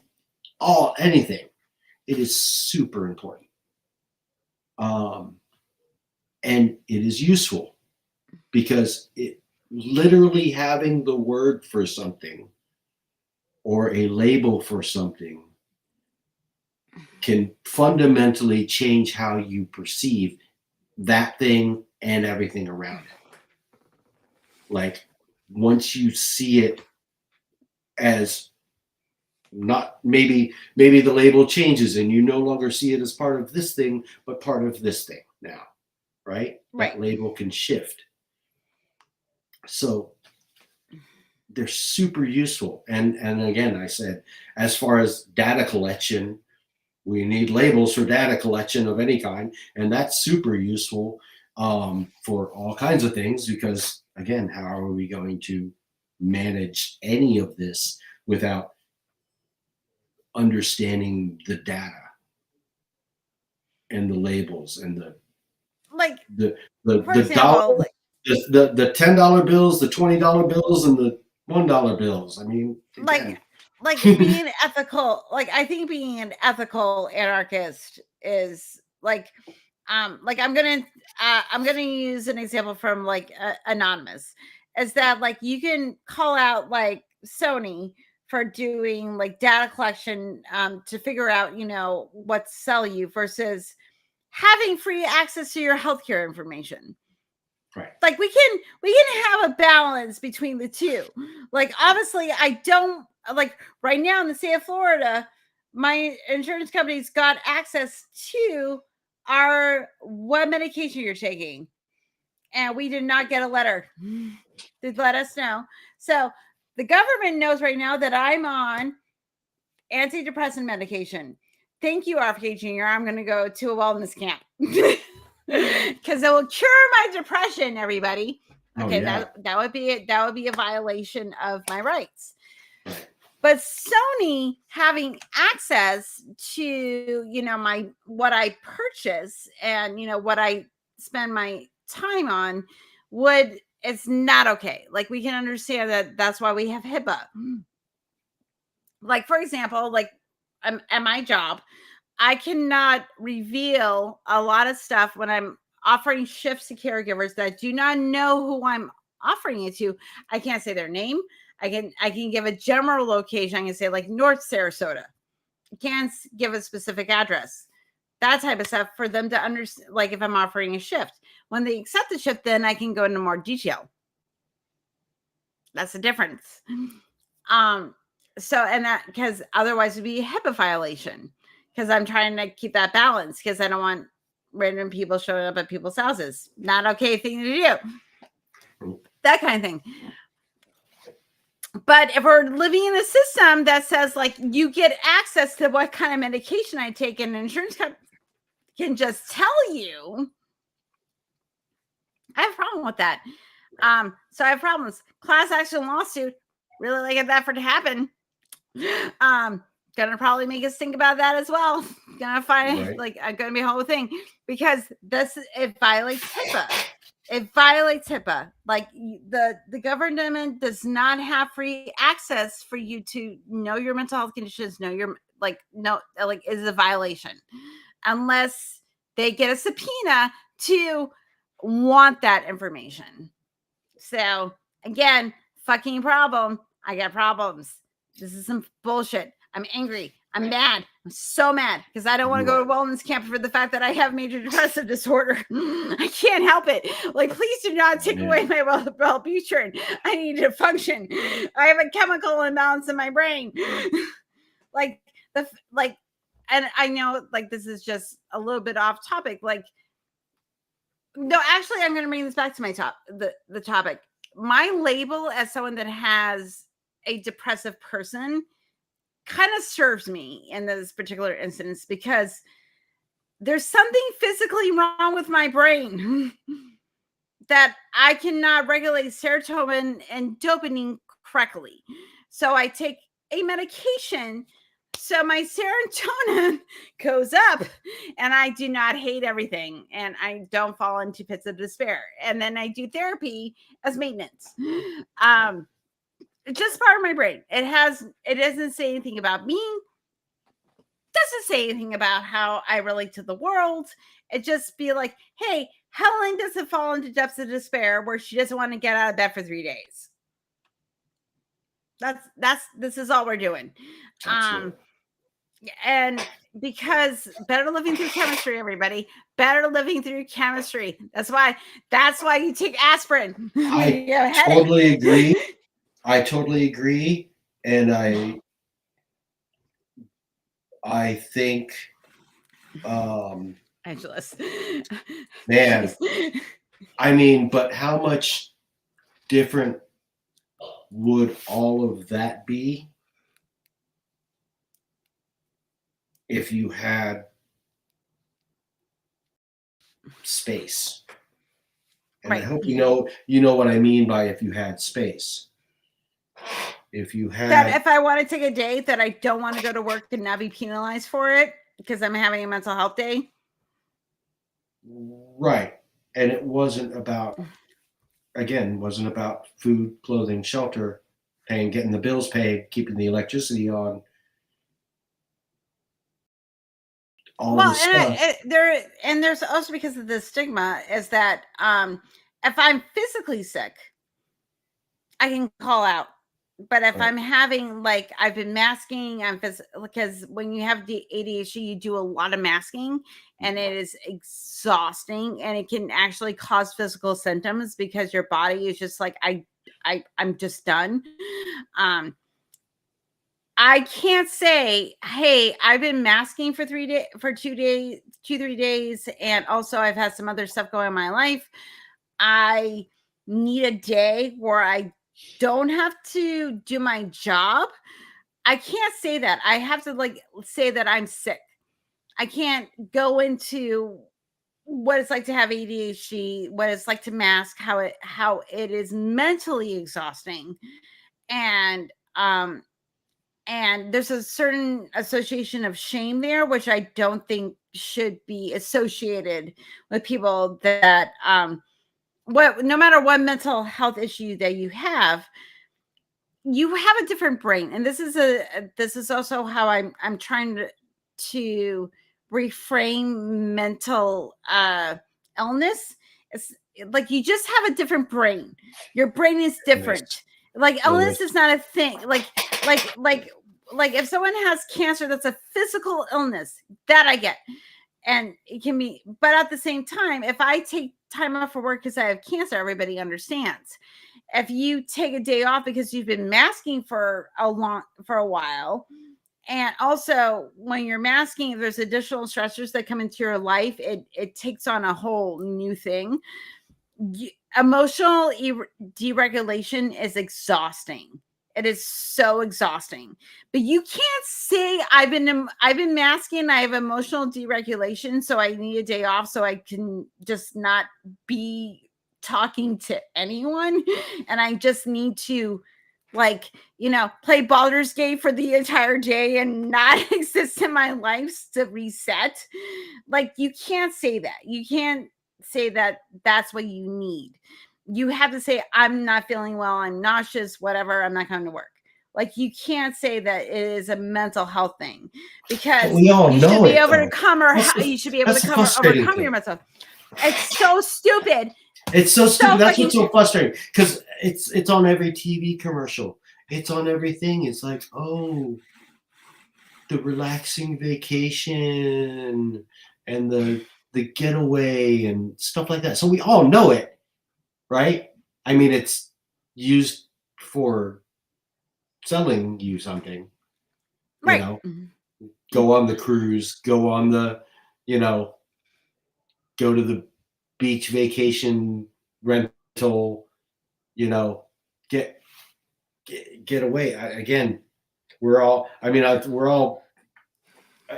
all vying for, I say we're this, All of us are. We're living. all of us, Anyone that's we're living in vying capitalism. for a system that serves us, but that includes both, again, the space, the personal space, right? I think it should have the personal space, the communal space, the pleasure. Mhm. Pleasure needs to be part of that conversation. Pleasure needs to be part of that conversation. That's the part of the conversation that doesn't get included so much because it's still Right. this like That's shame all bucket. too.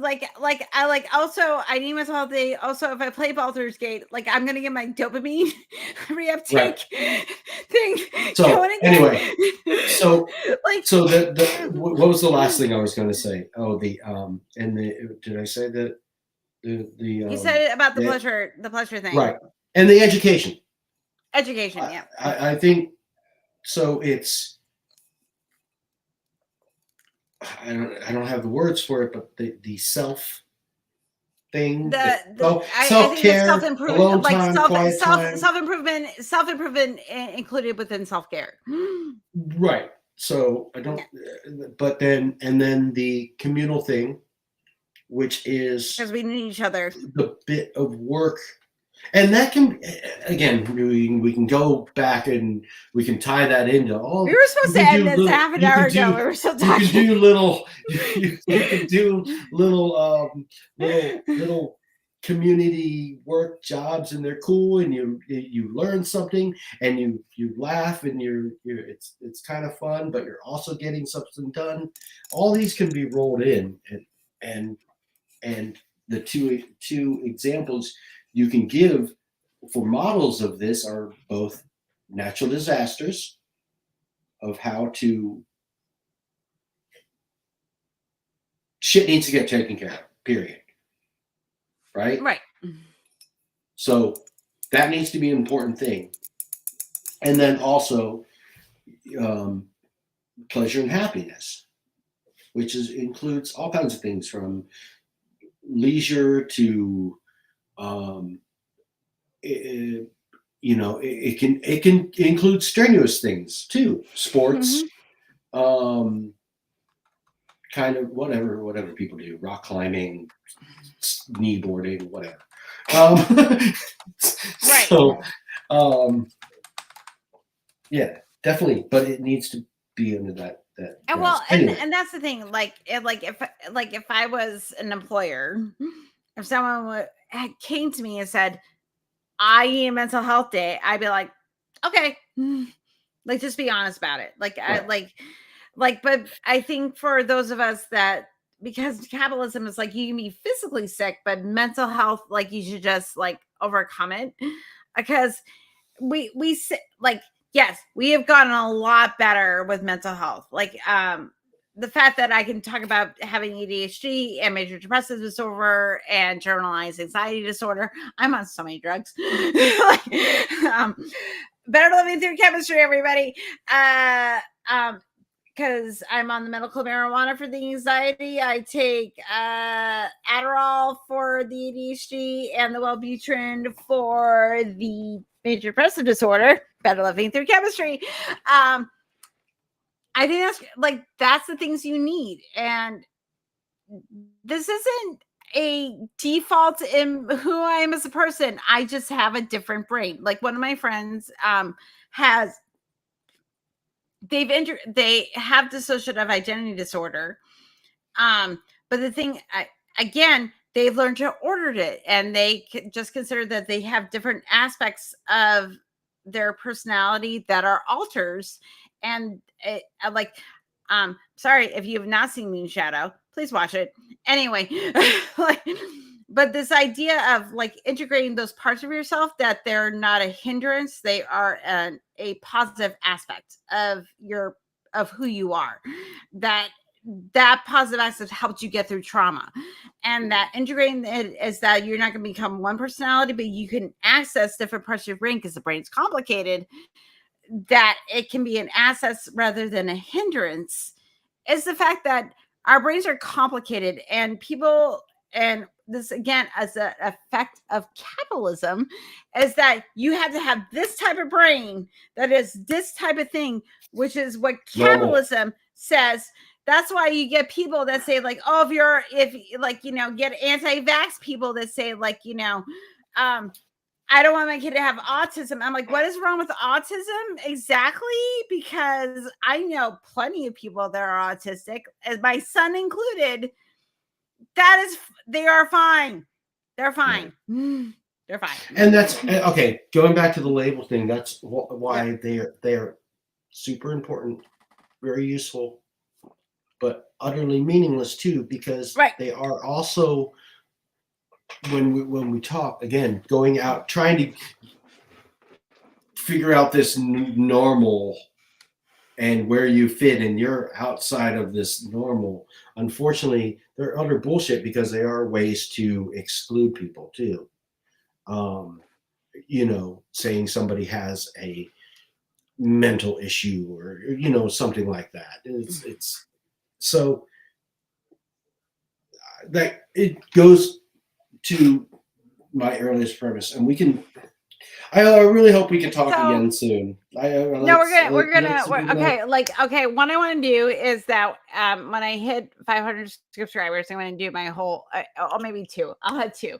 I'll do 200. If I hit 200 subscribers, I will do my whole poly diverse sexuality panel. Because like it's 200. I'm a cheap bitch, but also like because I love you and you're my bud. I want to have like a really more in-depth discussion of like diverse sexuality. I think that is something that even though it's happening a lot, it needs to keep happening, especially under fascism, because we're in the bad place. But also as well, like again, like what the thing with the labels is that like we like it's this whole board. We got like I'm on like we're looking at a month, and I'm like I'm halfway through Saturday. There's a whole month to look at. So again, like these are the type of conversations that need to keep happening in these spaces. So this is why I do my fucking show. So we're just gonna make it a thing, and I'll have you back. I don't know, on a either in July when I have a Thursday, or another Monday, but one or the other. I'm booked till the end of on Thursdays. I'm booked to the end of July. Wow. End of June. I am popular. That's or amazing. I just bug people, and I'm like, please be on my podcast. But I mean, the good thing, like you said, it's just a live, shoot it out, go. I don't type want. of thing. I don't want to and, cut. Well, also too, like I don't want it. Like Neil came on talk about like his deconversion stories podcast, and then we ended up talking about Legos for half an hour. So like, and that's the whole point, is that I have a topic. Let's talk about that. But if you want to talk about, like we did tonight, talk about other topics where we've been talking for 3.5 hours. That happened too. Right. So that happened tonight. So anyway, I love you. I love you too. Okay. Mwah. So I'm gonna have you for dinner. You and your girl. We're gonna do dinner. We're gonna make plans. And then do dinner. Just remember that labels. Yeah, labels. Very important. They're very useful. But also kind of arbitrary. But then they're kind of, because we're not static. We are our we labels. Okay, like we serve our labels, they don't serve us. People want to be doing this, People man. be people. Yeah. People be people, and they want People be people in. They be people all over the place. we want to, you know, Okay. create stuff and smash it. Anyway, we know that. Okay, I gotta do the shilling for my own channel. So what do I have coming up? Okay, so this coming Thursday, Ethan Michael, your friendly neighborhood atheist, will be on. I have to make a thumbnail. Probably do that tomorrow. Where we're going to talk about community building. And then next Monday, if you were not here to watch me play the promo for the Secular Rising fundraiser, that's going to be next Monday. Me and another person that's on Maya Atkinson's channel, Dr. What's it? As that is not correct. We're gonna be the last people for the night talking about I don't know. There's gonna be a topic we haven't discussed yet. I don't know. Just come watch me next Monday. Okay, just do the fundraiser, give money. Do that Monday to help Secular Risings you know, to be a better place for people that are living like in East Buffalo, Tennessee, to connect with other secular people. Also, like, this is also to help. It's also to help pay Elliot back because he's been doing this as a nonprofit and he needs to make money, and also so he can eat and have rent. So help out SR. Do that. One of my favorite people on the planet. So do that, and then next Thursday, I have my wonderful friend Jason Friedman back. Do I know what me and Jason are going to talk about? Fuck no, but we're going to talk about something. So that's coming up. Oh, also too, guess what? This coming Sunday, I'm going to be on the Atheist Community of Austin's Discord server, and we're going to play D&D. Is it going to be 9 o'clock in the morning Eastern time? Yep. That's because Cindy lives in Belgium, and she is only on, there's certain hours that the only time that she can be on. So do that as well. I'm just shelling at this point. Please like, subscribe, ring bells, do the thing. It's like, and just do the thing. Also, if you want to be on the podcast, just email me. Also, if you know someone that should be on my podcast, email me. Do the thing. So do that. Thank you for my one friend Ducky for being here. He is a wonderful human being. He got booted. So okay, Ducky. I love Ducky. I can't. You are highlighted. Okay. Ducky. Yes. Are you doing anything? That No, I can show you for. I don't. He's gonna do nothing. No. He just showed up At the beginning.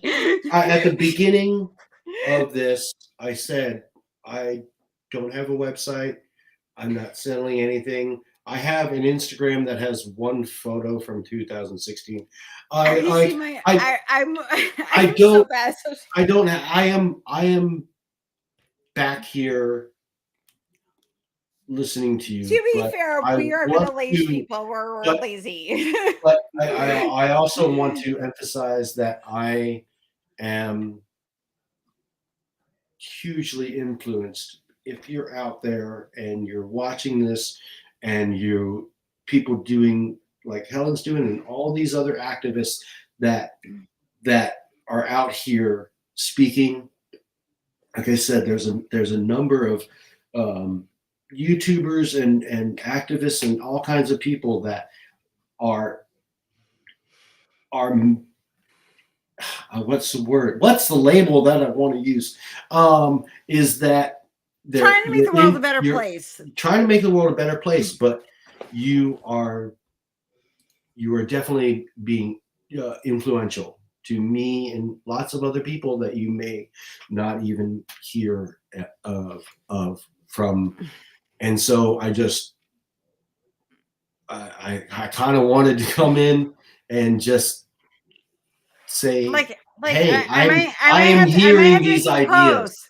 I am I might hearing have to these make ideas. I might have to make you a co-host, Ducky. Like I'm gonna make you a co-host of my show. Like be You like, can do that. I'm sorry, Helen can't be here. Here's Ducky. So I mean, I hope you know, and Oh, Frankie, thank you. everybody wants to contribute, and everybody wants to participate, and everybody wants to be part of this. And it doesn't work if we're not all part of this. No, and listen, all you motherfuckers out there on YouTube land. Like I know you. You are all wonderful, amazing people. And we can't do this if we're not all in together. This is my thing. I'm gonna be a super annoying queer, and I'm gonna motivate others to be super fucking annoying, queer or not. We're just gonna be really annoying all together. That's the goal. So like, subscribe, do the thing. Come watch Ethan on Thursday. And we're going to talk about community building, which is all part of this. It tends to be a theme that keeps happening about community building over and over again. Like whether we're talking about, religious education, whether we're talking about secular values, whether we're talking about, critical thinking, it basically comes down to, how what do we owe to each other. So I am advocating for that, for all of us to be better people and not live in a hellscape. So if you don't want to live in a hellscape, please like and subscribe. I'm going to remind all of you motherfuckers out there, every Tuesday night I do on the Atheist Community of Austin Discord, I do a TikTok and talk to people about what they believe in and why. So come and support and just share and do, like, even if you only come for like 2 minutes and you just share the live, that'd be great. Do that. Also, I'm also on the nonprofits. I did last week. It was my first time conducting. Great time. I'm going to be on next week. Recording next week for the nonprofits at the ACA. So do that. And then sometime other than April. So do that. Anyway, like, subscribe, do the thing. Everybody have a wonderful, stay kind, stay compassionate, give someone a compliment, stay skeptical, and I will see you all on Thursday, motherfuckers. Good night. Bye. Good night. Bye.